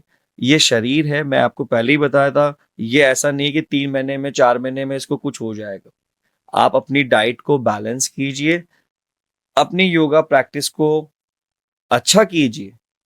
कई लोग तो 2-2 3-3 घंटे जिम करते हैं या योगा करते हैं, मुझे समझ में नहीं आया इतना करते क्यों है, करना क्यों है इतना? 1 आवर इज सफिशिएंट। अगर हम तरीके से करें तो 1 घंटा सफिशिएंट है। और अपने आहार को कैलकुलेटिव तरीके से खा लें तो मेरे हिसाब से ना तो आपको किसी डाइट प्लान की जरूरत है, और कोई भी आपका टारगेट हो वेट को लेके वो आप इजीली कनेक्ट कर सकते हो। मेरी तो पर्सनल रिकमेंडेशन है कि 3 महीने के 6 महीने में शादी में वजन कम करना है तो ये ले लें या वो कर लें। इस तरीके से आप अपनी हेल्थ के साथ खिलवाड़ ना करें। एक ट्रेंड के साथ, एक जर्नी के साथ अपनी फिटनेस को जरूर उस तरीके से उसमें कदम रखें। ऐसे 2 महीने के लिए, 3 महीने के लिए इन चीजों से आप कहीं ना कहीं अपने इंटरनल हेल्थ को खराब कर रहे हैं, तो वो चीज नहीं होनी चाहिए। अभी आपने एक सवाल पूछा कि अब जब शादी में 6 महीने बचे हैं तब ये आए हैं, ये पहले कहाँ थे? हाँ। तो मैं बता सकता हूँ पहले कहाँ थे। क्योंकि अभी जस्ट इसी एज से ही हम लोग निकल रहे हैं और हमारी टीम के बहुत सारे लोग भी इसी एज से निकल रहे हैं। प्लस जहां जहां पहले हमने देखा है समाज में, आप कहीं पे खुद घूम लो, फ्राइडे नाइट्स को आप एक बार अपने जिस भी शहर में रहते हो, आप एक बार उस शहर में जाके फ्राइडे नाइट को चक्कर लगा के आए, हमें हमारे जवाब मिल जाएंगे कि हमारी युवा पीढ़ी कहाँ बैठी है। कहाँ?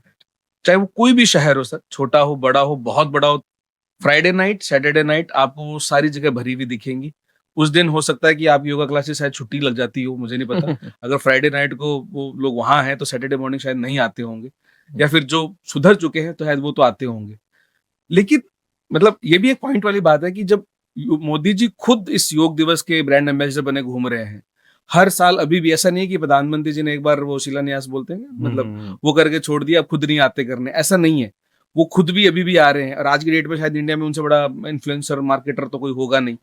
वो खुद इतने साल से कर रहे हैं योगा के बारे में या फिटनेस के बारे में, और भी अलग अलग टाइम पे अलग अलग लोग इस तरह के अवेयरनेस करते हैं।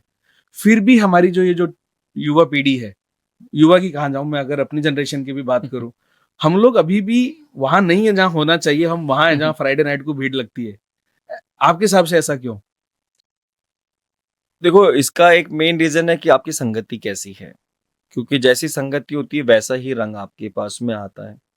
और मैं तो ये बिलीव करता हूँ कि यस, आपका आपका सराउंडिंग एरिया आपके कैरेक्टर को बिल्ड करने में बहुत इंपॉर्टेंट रोल प्ले करता है। अगर आपके पास ऐसे दोस्तों का संग हो जो सत्संग करते हो, जो कीर्तन करते हो, जो मंदिर जाते हो, तो मेरे हिसाब से आपकी सैटरडे और फ्राइडे नाइट बहुत आनंद में जाने वाली है, क्योंकि आप सत्संग करते हो, कीर्तन करते हो, ठाकुर जी का नाम लेते हो, और आपकी जो सुबह होने वाली है वो बहुत आनंदित होने वाली है। बट आपकी संगत ऐसी है जहाँ लोग बाग पार्टी लवर्स हैं, रात को 2-2 बजे तक घर आ रहे हैं, अनाप शनाप खा रहे हैं या पी रहे हैं। अब 2 बजे वाला इंसान से आप क्या उम्मीद रखते हैं? वो सुबह कितने बजे उठेगा, और उठेगा तो किस ऊर्जा से उठेगा? तो वो कहीं न कहीं आपके मेंटल को भी डिस्टर्ब कर रहा है, आपके वर्क को भी डिस्टर्ब कर रहा है और आपकी हेल्थ को भी डिस्टर्ब कर रहा है। अब कुआँ सामने है, आपको दिख रहा है कि इसके अंदर जाएँगे तो ये प्रॉब्लम होने वाली है, फिर भी लोग बाग उसमें जाते हैं।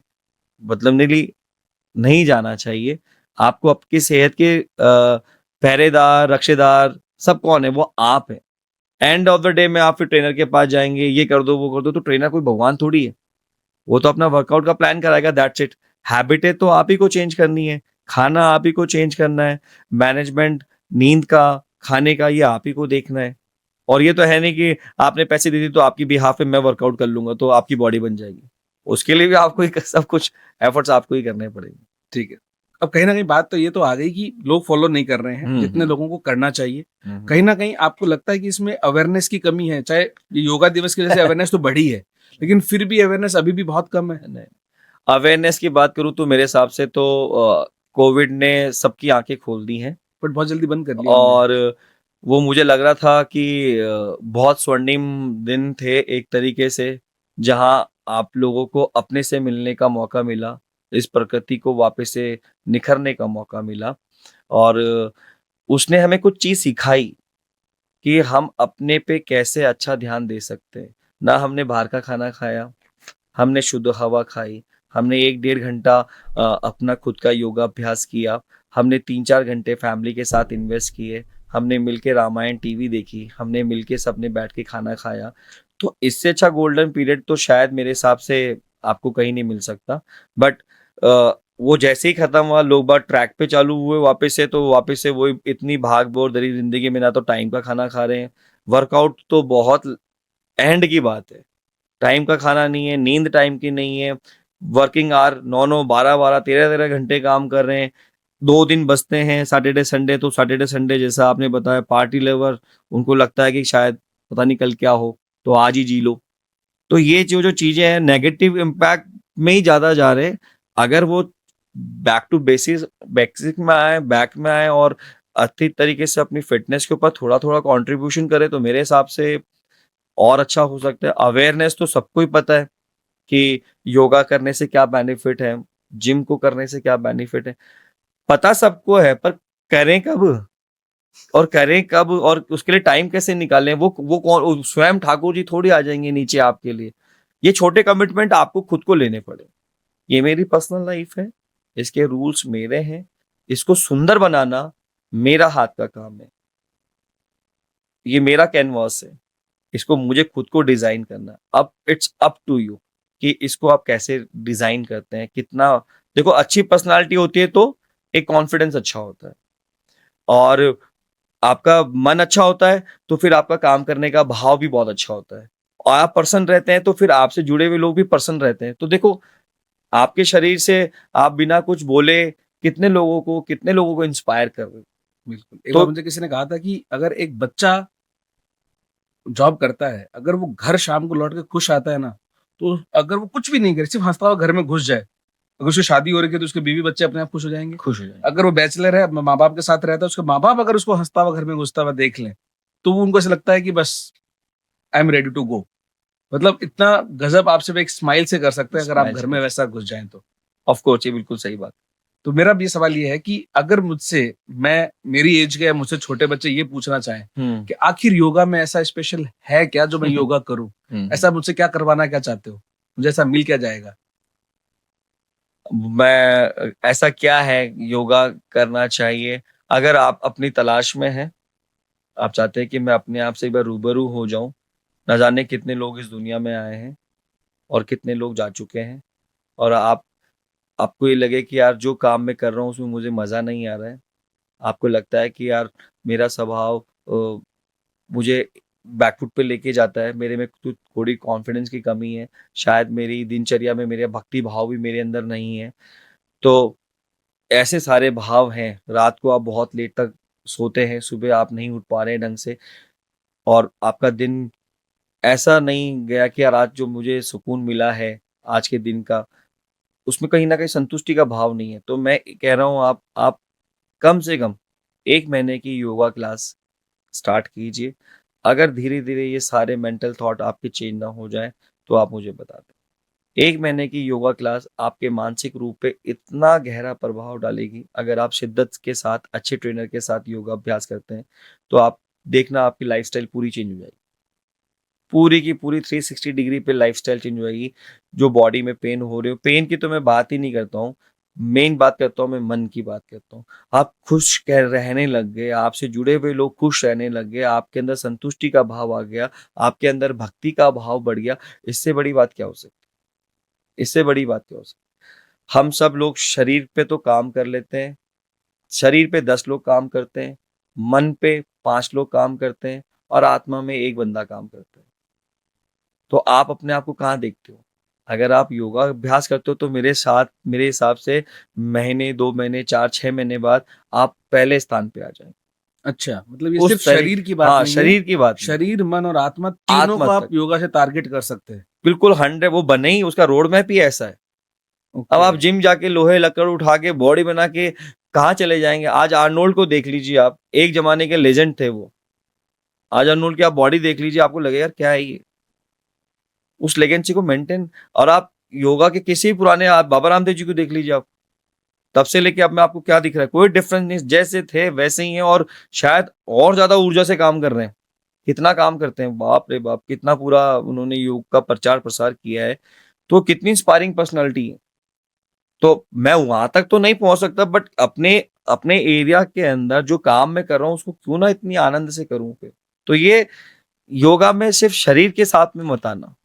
हम हाँ, मन के ऊपर से आना, और ये आपके मन की व्यवस्था को 100% जो अनऑर्गेनाइज्ड है, अनबैलेंस है, उसको सिंक्रोनाइज करेगी, और आपको एक अलग सी अनुभूति होगी कि वाह यार! ऐसा नहीं था पहले में।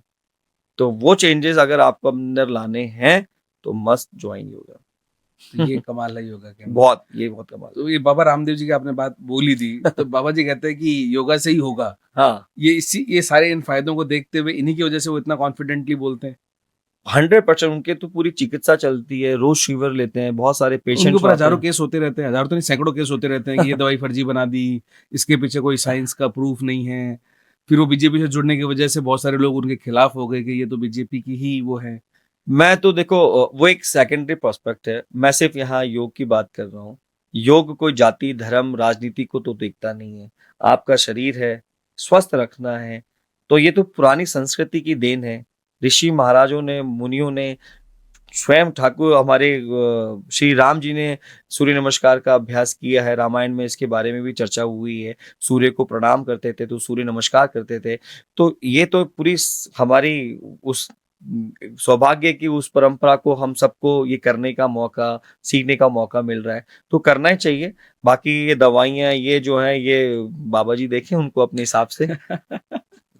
तो बाबा रामदेव जी के अलावा इतने बड़े बड़े और ऐसे मतलब इन्फ्लुएंसर्स क्यों नहीं हो पाए इंडिया में योगा की फील्ड में, या बाबा है तो हम नहीं नहीं, जानते है हैं? बहुत सारे हैं। हाँ। अयंगर जी हैं, बीएस अयंगर साहब, बहुत ही नहीं, रिनॉल्ड। आप तो इस फील्ड के हैं शायद इसलिए आपको पता हो, हाँ, जैसे आज पता। मैं इस फील्ड में नहीं हूँ, हम जैसे एक नॉर्मल इंसान को सिवाय बाबा रामदेव के मुझे नहीं लगता कि तो योगा के मैं ही कहूँगा बाबा रामदेव जी ने उनका मार्केटिंग स्टाइल अगर हम कह लें, उनकी पब्लिसिटी हम कह लें, और उनकी जो रीच है, उनकी रीच है आम जनता, आप जैसे लोग और मेरे जैसे लोग।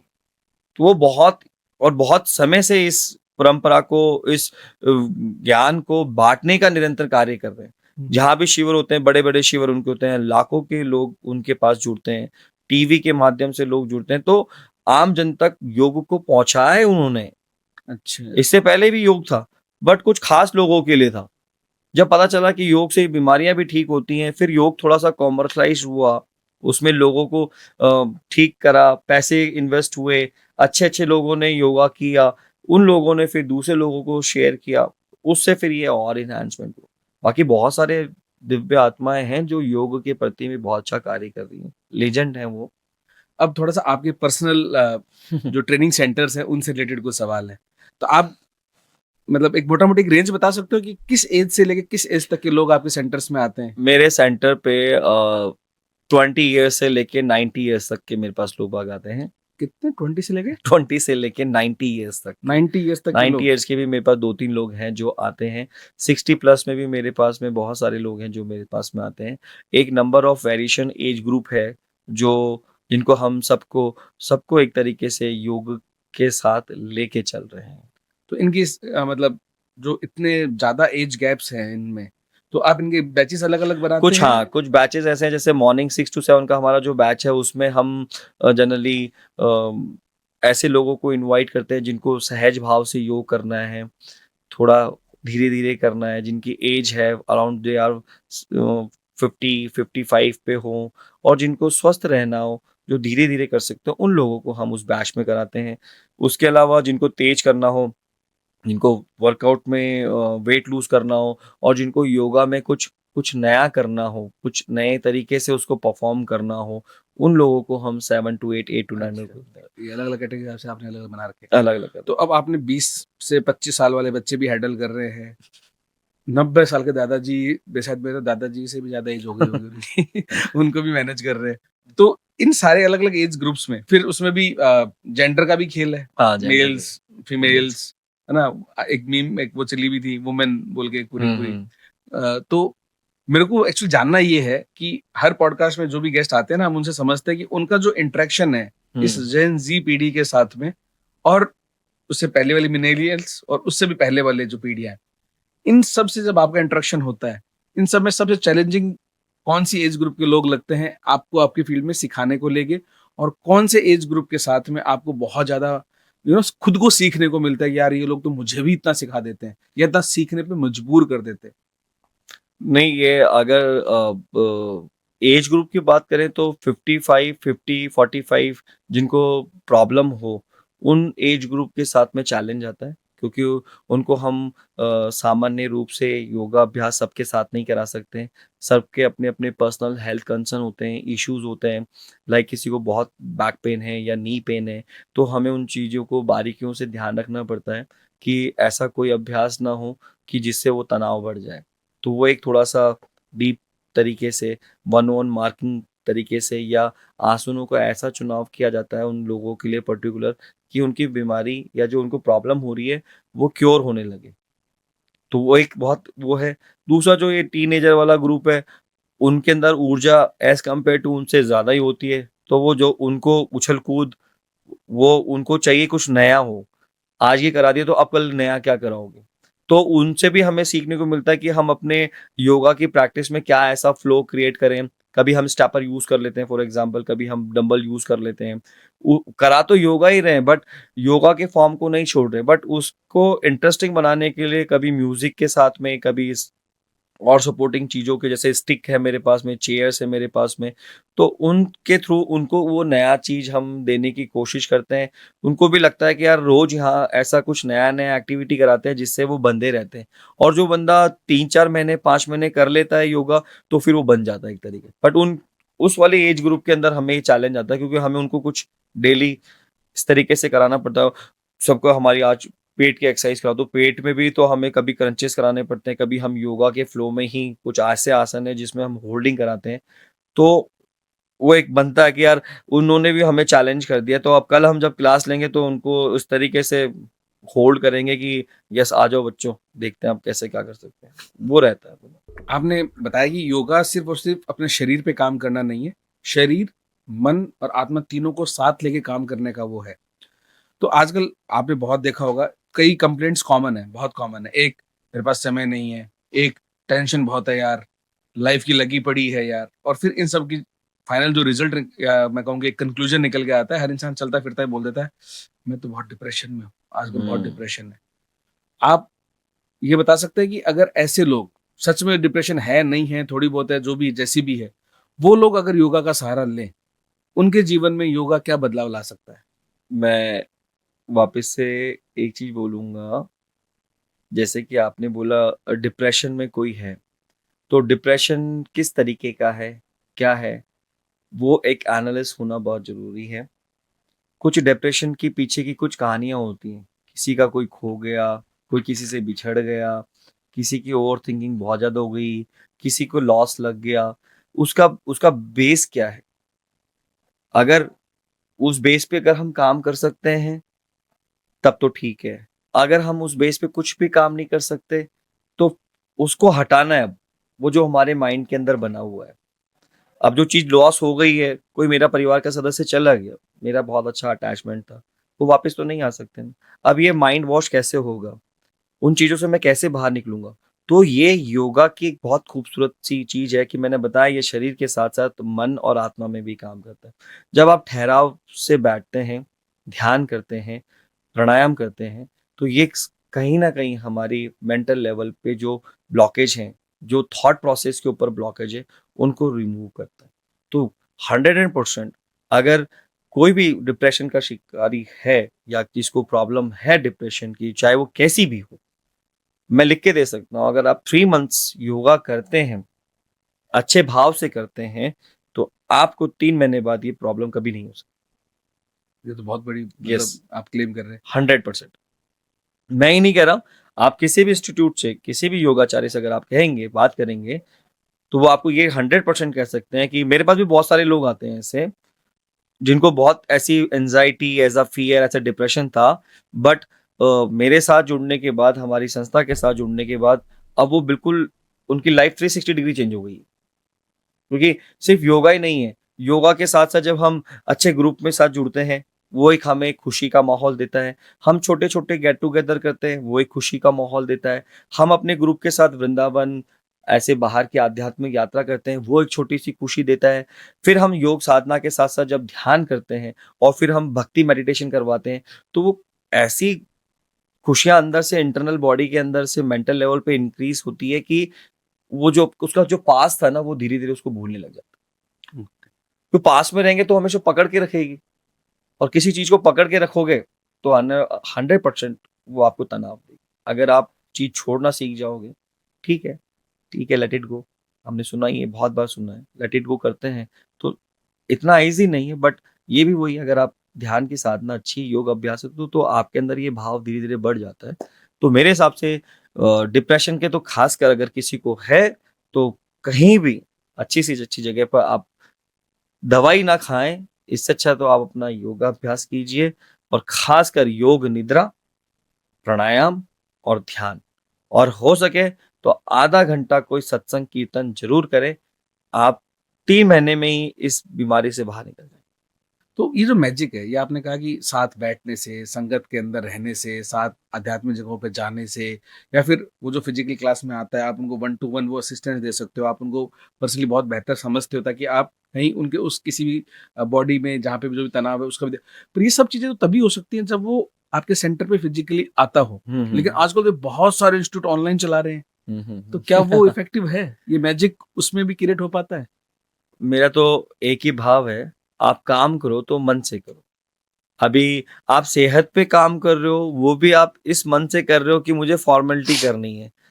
और दूसरी टेंडेंसी ये है कि अगर ऑनलाइन में मेरे हिसाब से वही बंदा कनेक्ट कर सकता है जैसे मैं आपको जानता हूँ। आपने मेरी क्लास ले रखी है, मेरा स्टाइल आपको पता है कि अरविंद सर आप कैसे कराएंगे, आपको अच्छी तरीके से वो जो मैंने सिखाया है वो आपको आ गया है। अब कोई बिगनर है, उसको पता ही नहीं है पाँव कैसे खोलना है, कितना खोलना है। 10 लोग कर रहे हैं, फ्री की निःशुल्क क्लास चल रही है, तो हम भी ऑनलाइन में आ गए। ये मेंटालिटी नहीं होनी हाँ, चाहिए। वहाँ और पे ऑन ट्रेनर देखेगा कैसे कि वो आपका जो कैसे देखेगा? पोस्चर बनाया है सही है। वो तो प्री रिकॉर्डेड है सीन। वो थोड़ी आपको एक एक पाँव को चेक करेगा। और अगर योग के फायदे हैं तो नुकसान भी है। अगर आप प्रॉपर रूप से योगा नहीं कर रहे हैं, ढंग से नहीं कर रहे हैं, तो हो सकता है जिस चीज को आप सही करना है वो चीज और भी बढ़ जाए। तो ऑनलाइन एक आपको जोड़ने का माध्यम था कि आप घर पे सोए नहीं, पढ़े नहीं रहे, ऑनलाइन के माध्यम से जुड़े रहे और ये क्लासेस लेते रहे। बट उसी पे चलना अब तो खत्म हो चुकी है चीजें, कोरोना जैसी चीजें। आप इंस्टीट्यूट में जाके प्रत्यक्ष रूप से जो गलती आप कर रहे हैं उनको सुधारें। और ऑनलाइन जैसी क्लास को तो मैं नहीं कराता हूँ। पहले मैंने भी खूब क्लासेस ली थी, बट जो फील ऑन स्पॉट में क्लाइंट को देख के कराने में आता है वो ऑनलाइन में नहीं आता। तो ऑनलाइन तो मेरे हिसाब से नहीं करना चाहिए। फिटनेस ऑनलाइन तो मेरे हिसाब से नहीं होनी चाहिए। तो ऑनलाइन का आपने बहुत सही सटीक हम्म। बताया, और इसमें एक पॉइंट जो मुझे बहुत ज्यादा कन्विंसिंग लगा वो ये था कि जो मुझे सिखा रहे हैं, जो मेरे गुरु हैं, वो मुझे देख ही अगर ढंग से नहीं पा रहे हैं, तो मेरी गलती को वो सुधारेंगे कब? गुरु तभी तो अपने बच्चे की गलती को सुधार सकता है जब वो उसको देख पा रहा है, रेगुलरली देख पा रहा है। अगर रिकॉर्डेड छोड़ो, अगर मान लो लाइव सेशन भी है, उस लाइव सेशन में 25 लोग हैं, और उस एक सेशन के अंदर अगर वो 10 आसन भी करवा रहे हैं, तो मतलब हर बच्चे को 10 बार देखना, और फिर 25 लोगों से मल्टीप्लाई करके देखो, और एक ही घंटे में, मुझे नहीं पता कि वो इफेक्टिव कैसे बना पाते होंगे। ठीक है। अब एक मतलब आपने इसका जवाब पहले दे दिया वैसे तो, लेकिन मैं फिर भी थोड़ा-सा बेशर्म होके पूछ लेता हूँ क्योंकि कॉमन सवाल है। जिम में लोग क्लेम कर देते हैं कि 1 महीने में 3 से लेकर 6 किलो वज़न तक मोटा-मोटी ऑन एन एवरेज वो कम करवा देंगे। क्या योगा में ऐसा कोई भी एक नंबर है कि आपके बताए हुए स्टैंडर्ड से अगर 50% भी अगर हम आए और हमने किया, तो हम क्या उम्मीद रख सकते हैं कि हम इतना वज़न तो कम कर ही लेंगे? मैक्सिमम लोगों का यही कंसर्न है। उनको रिजल्ट ऐसे चाहिए जैसे कि बस अभी जिम ज्वाइन कर ली, फीस जमा करा दी और कल आए तो हम 4 किलो वजन हमारा कम हो जाए। ये मानसिकता तो मुझे समझ में नहीं आई है। और बेसिकली वजन कम करने में सबसे इम्पोर्टेंट रोल प्ले होता है आपकी डाइट का, आपके स्लीपिंग आवर्स का। योगा, जिम, कार्डियो, रनिंग, इनका जो परसेंटेज है ना, they just fall into 4 to 5%। समझ रहे हैं आप? 95% जो रेशो है वो आपके स्लीपिंग आवर्स, आपका स्ट्रेस, आपकी diet, and 5% belongs to your gymming, your yoga और वट एवर जो भी आप यूज करना चाहिए। 5% से आप उम्मीद रखते हो कि वो 95% रिजल्ट दे दे? आप खुद सोचिए। और 95% ऐसा टास्क है जो आप मेंटेन कर नहीं रहे, और आप चाहते हो कि मैं 5 मिनट वाले टास्क से पूरी रिजल्ट ओरिएंटेड चीजें हासिल कर लूं। Not possible. और जो ऐसा करा रहा है ये एक, और जो कर रहा है वो भी, दोनों अपने आप को एक तरीके से खराब कर रहे हैं। आप अपने 95% पे काम कीजिए। ये 95% को काम करने में एटलीस्ट 4 मंथ लगते हैं। अब ऐसा तो है नहीं कि ट्रेनर बोल देगा कल से रोटी मत खाओ। आप तो खाते ही 6 रोटी हो, रोटी अंदर जाएगी नहीं तो बॉडी अंदर से रोने लग जाएगी, एक्सेप्ट ही नहीं करेगी। तो पहले महीने में आप हमेशा अपनी डाइट को थोड़ा थोड़ा सा कट करते हो। उसके बाद उस डाइट के अंदर थोड़ा सा आप चेंज करते हो कि यार मैं सुबह यार अपनी मर्जी से 12 बजे खाना खाता था, अब मैं उसको 10 बजे खाना खाना चालू कर दिया। पहले मैं तो सुबह सुबह एक रोटी वोटी खा के चल देते थे, फिर दिन भर रास्ते में कुछ खाते थे, अनहेल्दी फूड खाते थे, शाम को भी ऐसे खाते थे, फिर रात को खाना खाते थे। तो मैं उसको स्ट्रीमलाइन कर रहा हूँ। तो ये प्रोसेस है 4 मंथ तक। 4 मंथ की जर्नी में आप इस तरीके से अपने आप को स्ट्रीमलाइन करते हो। धीरे धीरे पहले महीने में और दूसरे महीने में आप अपनी बॉडी को जिम से या योगा से स्ट्रेंथनिंग करते हो, फ्लेक्सिबिलिटी जनरेट करते हो और वापस से सही करते हो।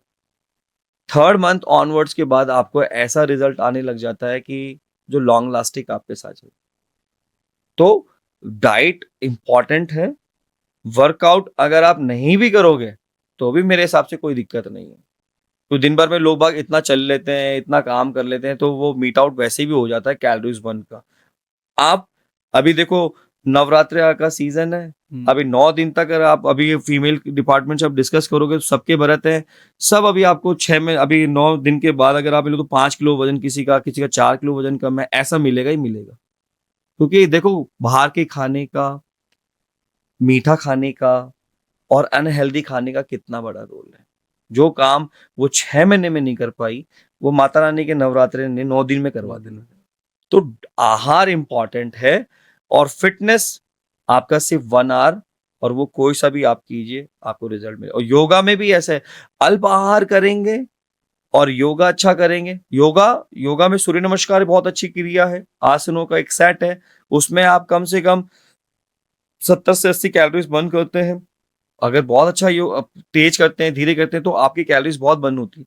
तो कैलोरीज का ही गेम है, उधर से आप कैलोरीज इनटेक कर नहीं रहे हो, इधर से आप सूर्य नमस्कार या योगा से कैलोरीज को बर्न कर रहे हो, तो आपकी बॉडी में वजन तो कम होना ही होना है। तो मेन है कि अपने आहार का प्रॉपर रूप से ध्यान रखें। अगर ध्यान रखते हैं तो 100% आपको बेनिफिट मिलना ही मिलना है। अब चाहे आप जिम कीजिए, चाहे आप योगा कीजिए, और ठीक या है, चाहे आप खाना खाइए।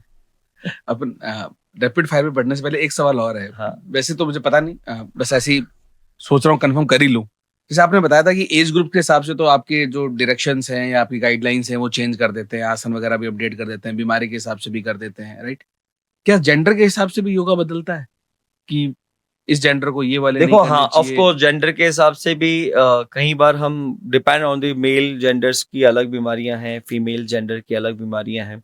उन बीमारियों को अगर हम टारगेट करते हैं तो उनका प्रैक्टिस भी उसमें बढ़ जाता है, डिपेंड करता है। बाकी तो ऐसा योगा ऐसा नहीं कि कोई हर कोई कर सकता है, इसमें कोई बाउंडेशन नहीं है, हर कोई कर सकता है। पर करना कितनी देर है, कौन सा करना है, कौन सा नहीं अभ्यास करना है, वो एक आपको अच्छा ट्रेनर गाइड कर सकता है, अच्छा योगाचारी गाइड कर सकता है। फॉर एग्जाम्पल, अगर आपको कोई हेल्थ इशू है तो वो आपको ट्रेनर को भी पता होना चाहिए कि अगर आपको बैक पेन है तो हमको कौन कौन से आसन आपको नहीं कराने चाहिए, कितनी देर आपको कराना चाहिए, बहुत तेज नहीं कराना चाहिए, बहुत तेज करा दे तो वो दर्द और एग्रीवेट हो जाएगा, बहुत धीरे धीरे कराना चाहिए। तो वो बारीकियों को आपको भी डिस्कस करना होता है ट्रेनर के साथ, और ट्रेनर फिर उस हिसाब से आपका लाइन अप करता है कि आपको ये चीजें करनी चाहिए। तो अब शुरू करते हैं हम रैपिड फायर्स, और ये जो रैपिड फायर सेक्शन है इसमें हम कुछ वैल्यूएबल इंसाइट्स जो है अरविंद जी से लेने की कोशिश करेंगे। तो जो मेरा पहला रैपिड फायर का जो सेक्शन है सर, उसमें ऐसा होगा कि मैं एक बीमारी का नाम लूंगा आपके सामने, आपको मुझे ये बताना है कि क्या योगा से उसमें कुछ इंप्रूवमेंट लाया जा सकता है या खत्म किया जा सकता है। आपका जवाब अगर हाँ है तो वो कौन से एक दो आसन हैं जिनसे ऐसा हो सकता है वो आप हमें बताएं। तो पहली जो बीमारी है जो आजकल बहुत गजब इंडिया में फैल रही है, मतलब बहुत ही गजब, sugar. Of course yes, yoga से हम इसको क्योर कर सकते हैं। अगर स्पेशली अगर हम आसन की बात करते हैं तो मंडूकम आसन, अर्ध मत्स्येंद्र आसन, ऐसे आसन जो पेट की ट्विस्टिंग में आपका हेल्प कर रहे हैं, वो आपके इस शुगर के लिए काफी अच्छे आसन है। BP. BP, of course BP एक तरीके से ब्लड फ्लक्चुएशन एक बीमारी, ये कॉमन बीमारी हो चुकी है आज की तारीख में। इसका भी क्योर आप योगा से कर सकते हैं। स्पेशली अगर आप शवासन, अगर एक अच्छा एक आसन है जिसमें आप रिलैक्स होते हैं, वो कर सकते हैं। प्राणायाम बहुत बेनिफिट है इसके लिए। प्राणायाम में भी हमें स्पेशली ध्यान ये देना है कि हमें बीपी लो है या हाई है, ये भी आपको ध्यान रखना होता है। अगर हाई है तो हम चंद्रभेदी प्राणायाम करें, और अगर हमें लो है तो हम सूर्य भेदी प्राणायाम करें, तो ये हमें उसमें हमेशा हेल्प करते हैं। ओके। तीसरी जो बहुत, मतलब ये पहले भी थी बट अभी भी बहुत ज्यादा बढ़ रही है, माइग्रेन।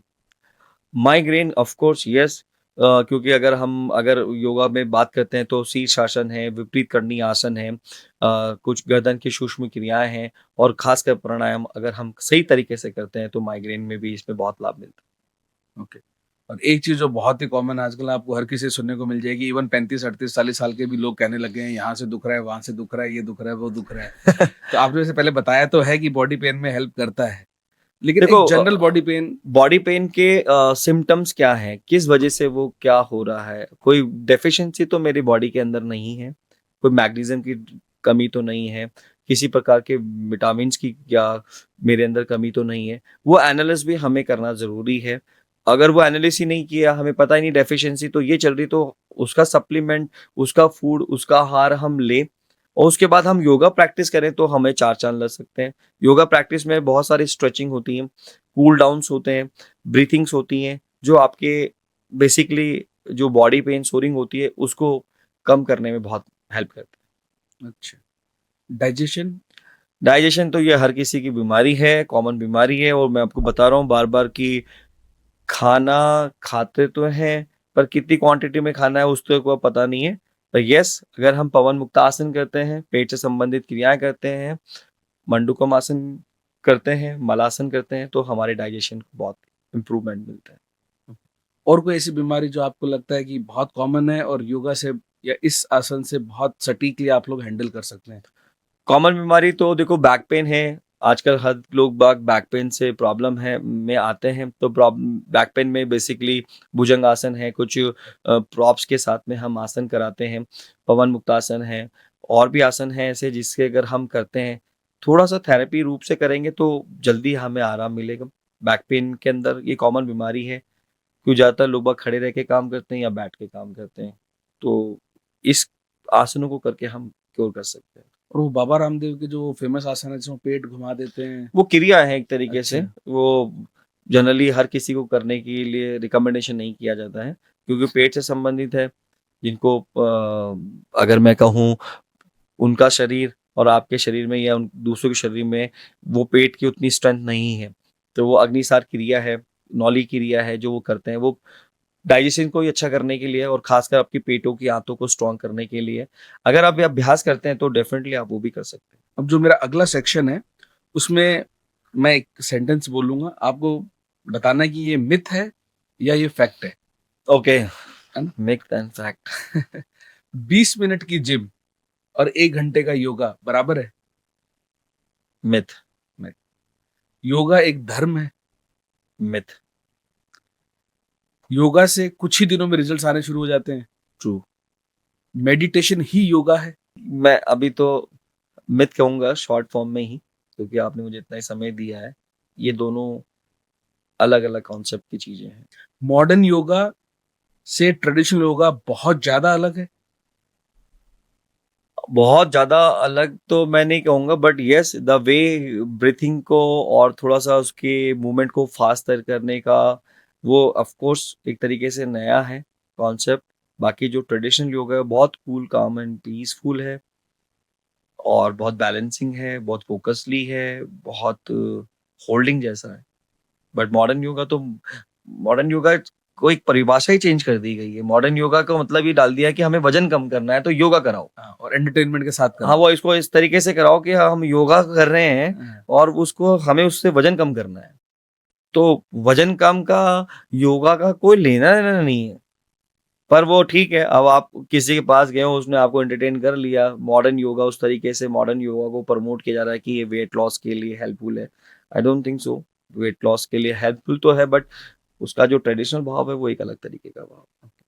5 साल की उम्र से भी योगा शुरू कराई जा सकती है? ऑफ कोर्स बहुत सारे बच्चे करते हैं। अच्छा सा अभ्यास, वो एक ऐसी एज होती है, अगर आप अच्छी तरीके से सीखते हैं, सिखाते हैं, इंटरेस्ट डेवलप करते हैं, तो उस समय बच्चे का जो एक तरीके से है वो अभी एक ग्रोइंग स्टेज पर ही है। वहाँ पे उसकी फ्लेक्सिबिलिटी, कंसंट्रेशन, बहुत चीज़ें इंप्रूव होती हैं। तो ऑफ कोर्स कोई दिक्कत वाली बात नहीं, बट यस वही है, देखा देखी ना करें। अगर आपको करना है, आगे जाना है, तो किसी एक्सपर्ट ट्रेनर के साथ में उसको डिस्कस करके कराएं। अभी हमने कुछ बातें की थी फ्राइडे नाइट, सैटरडे नाइट्स वगैरह हम्म। वाली, राइट? तो अब लोग चाहे कितना ही मना करें, हम जान रहे हैं कि जिन प्रोडक्ट्स के ऊपर 40% टैक्स करने के बाद में भी वो प्रोडक्ट्स पूरी इकोनॉमी चलाते हैं, राइट? तो उनका कंजम्पशन तो है, और जो आज की जनरेशन है वो भी अच्छे से उस चीज को कंज्यूम कर रही है।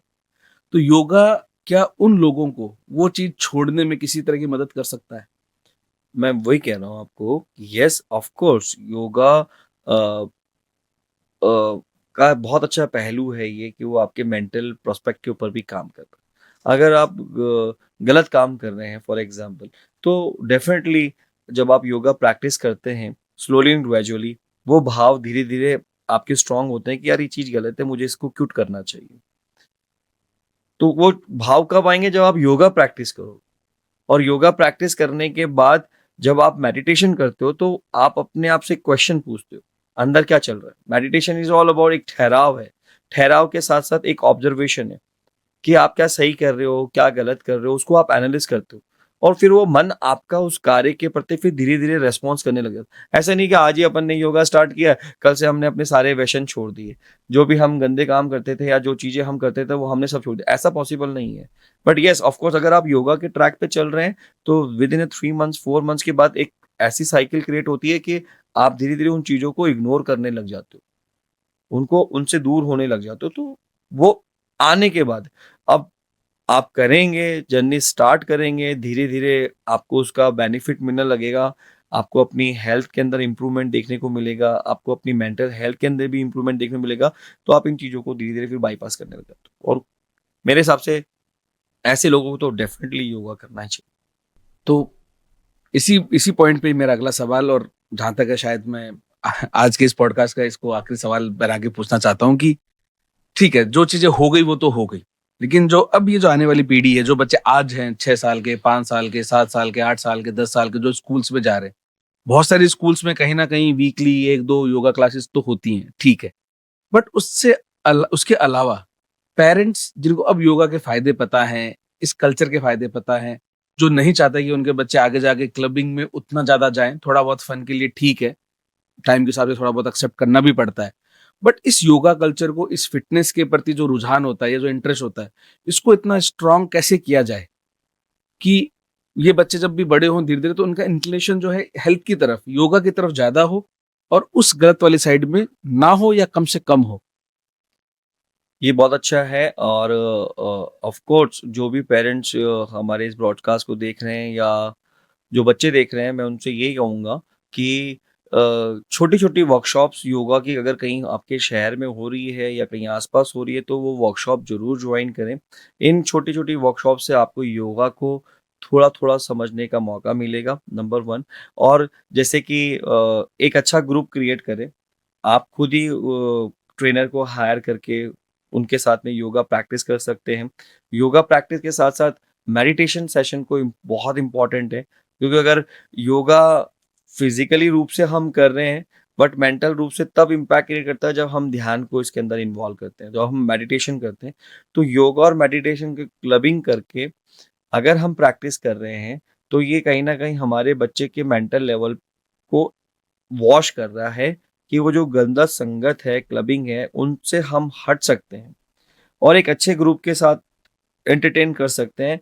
और इनके साथ में अगर आपका ग्रुप अच्छा है, तो आप गो फॉर नेचर वॉक, आप नेचर वॉक कीजिए, आप मंदिरों में जाइए, आप किसी के लिए डोनेट करने के लिए कुछ छोटा-सा आप क्लब करके डोनेशन के पार्ट में जाइए। तो एक ऐसा काम ज़रूर अडॉप्ट कीजिए जो दूसरों के चेहरों पे भी खुशी लाए। तो ऑफ कोर्स ये सोच तभी आएगी जब आप योगा करेंगे। इससे पहले जैसे मैं खुद की बात लेता हूँ, मैं बहुत सारे फ़ील्ड में अलग-अलग तरीके से मैंने काम किया है, बट जब मैंने योगा इंस्टीट्यूट प्रोफ़ेशनल तरीके से काम करना चालू किया, तो पहले ये भाव नहीं थे। मेरे पास क्लाइंट आते थे, योगा करते थे, चले जाते थे। स्लोली एंड ग्रेजुअली एक भाव आया कि इतने अच्छे लोगों का ग्रुप बन गया है, तो क्यों ना छोटे से इवेंट किए जाएँ। तो हमने फाग उत्सव फूलों की होली का इवेंट किया, जिसमें हमने खूब सारे फूल और ठाकुर जी का दरबार लगाते हैं। तो एक लोगों को नया स्पिरिचुअलिटी के बारे में या सत्संग करने के बारे में पता चला। फिर हमारा कारवां थोड़ा-सा और बड़ा हुआ, फिर हमने 9 दिन का जो हमारा ये नवरास आता है, इसमें हम डांडिया कराते हैं नवरात्रि में।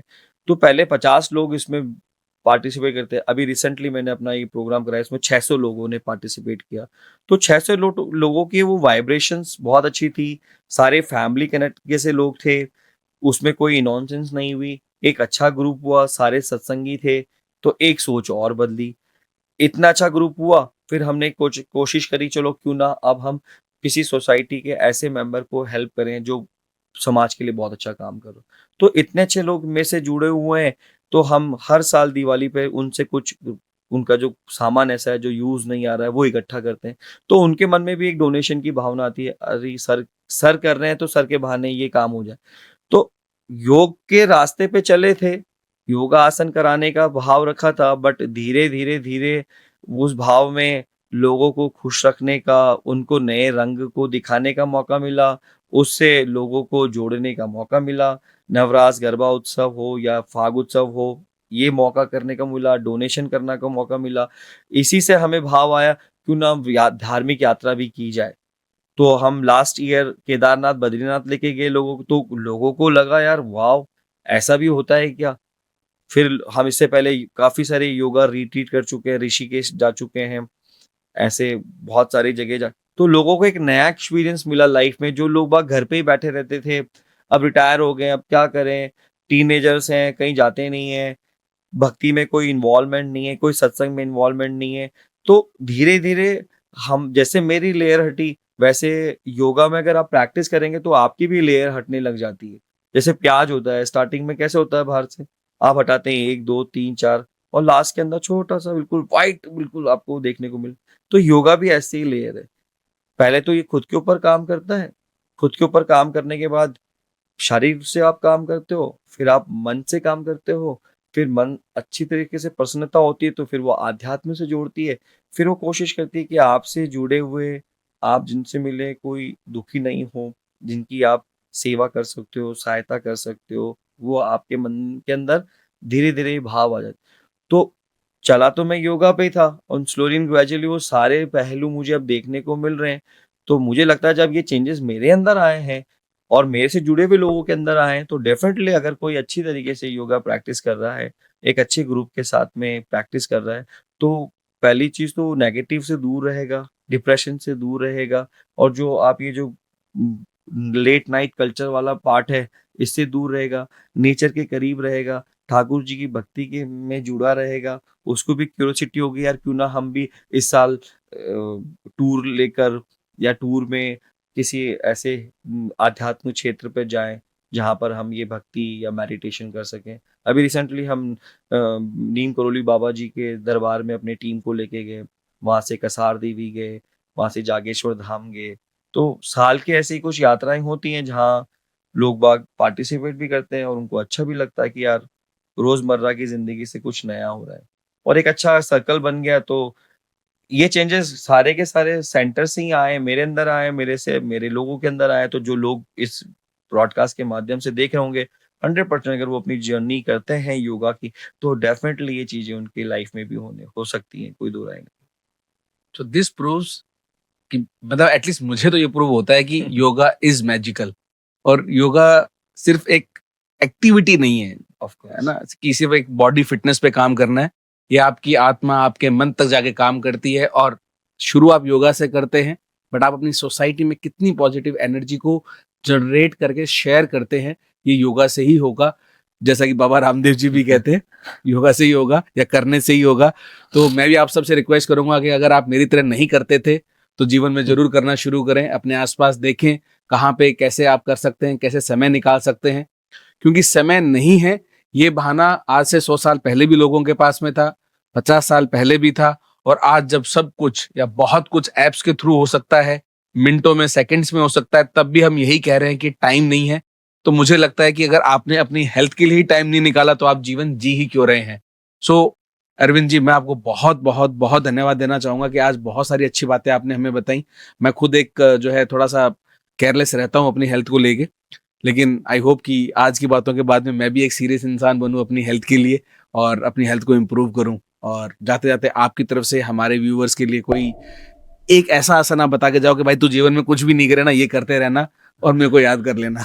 देखो ये अच्छी बात है कि कोई भी एक ऐसी चीज बता दो जो हम करते रहे। मैं तो आसन तो नहीं बता पाऊंगा, क्योंकि आसन एक ऐसी चीज है कि हर किसी के हिसाब से डिजाइन है। आप एक जरूर काम कीजिए, जब आप रोज सुबह उठते हैं 2 मिनट का ध्यान जरूर करें, अपने इष्ट देवताओं को, ठाकुर जी को, अपने परिवारजनों का मन में स्मरण कीजिए, उनका धन्यवाद कीजिए जिनकी कृपा से हम ये आज का दिन देख रहे हैं। और छोटी सी संकल्प जरूर कीजिए कि आज कोई ऐसी लीला जरूर रचना ठाकुर जी कि जिससे मैं किसी के चेहरे पर मुस्कुराहट की वजह बन सकूं। क्योंकि अगर हमारा ये जीवन किसी दूसरे के भी काम आता है तो इससे अच्छा सौभाग्य हमारा नहीं है। क्योंकि रुलाने वाले बहुत मिल जाते हैं पर हंसाने वाला कोई नहीं मिलता। और एक आसन से आप स्वस्थ हो जाएंगे इसकी कोई गारंटी नहीं है। It is a cycle, it is a process.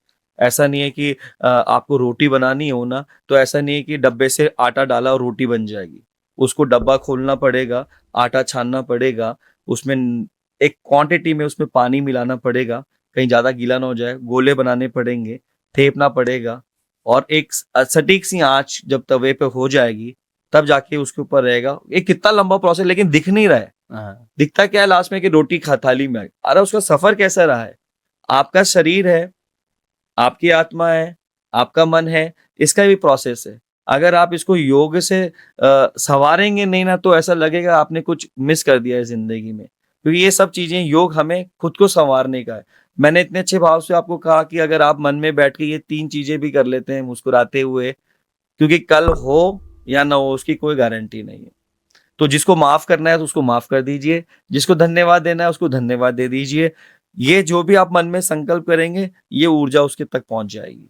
तो ये काम तो जरूर करें और योग जरूर अपने जीवन में अपनाएं, और सिर्फ अभ्यास की दृष्टि से मत अपनाएं, इसको ऐसे अपनाएं कि यस, कि अब मैं अपने जीवन को एक नए रूपांतरण दृष्टि से देखना चाहता हूँ। हो गया बहुत चिकचिकबाजी कड़कड़बाजी, ये जिंदगी भर चलने वाली, ये रुकने वाली नहीं है।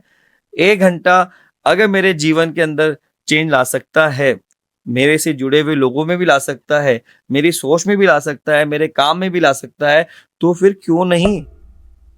तो क्यों नहीं का जवाब अब आपके पास में है। इसको हमें अपनाना है, करना है, और पता नहीं हम इस दुनिया में वापस आएंगे कि नहीं आएंगे, इसकी कोई गारंटी नहीं है। क्या पता आएंगे तो इस रूप में आएंगे कि नहीं आएंगे, इसकी भी कोई गारंटी नहीं है। तो योग कीजिए, स्वस्थ रहिए, आनंदित रहिए और ठाकुर जी का स्मरण करते रहिए। Thank you so much. Thank you so much once again guys.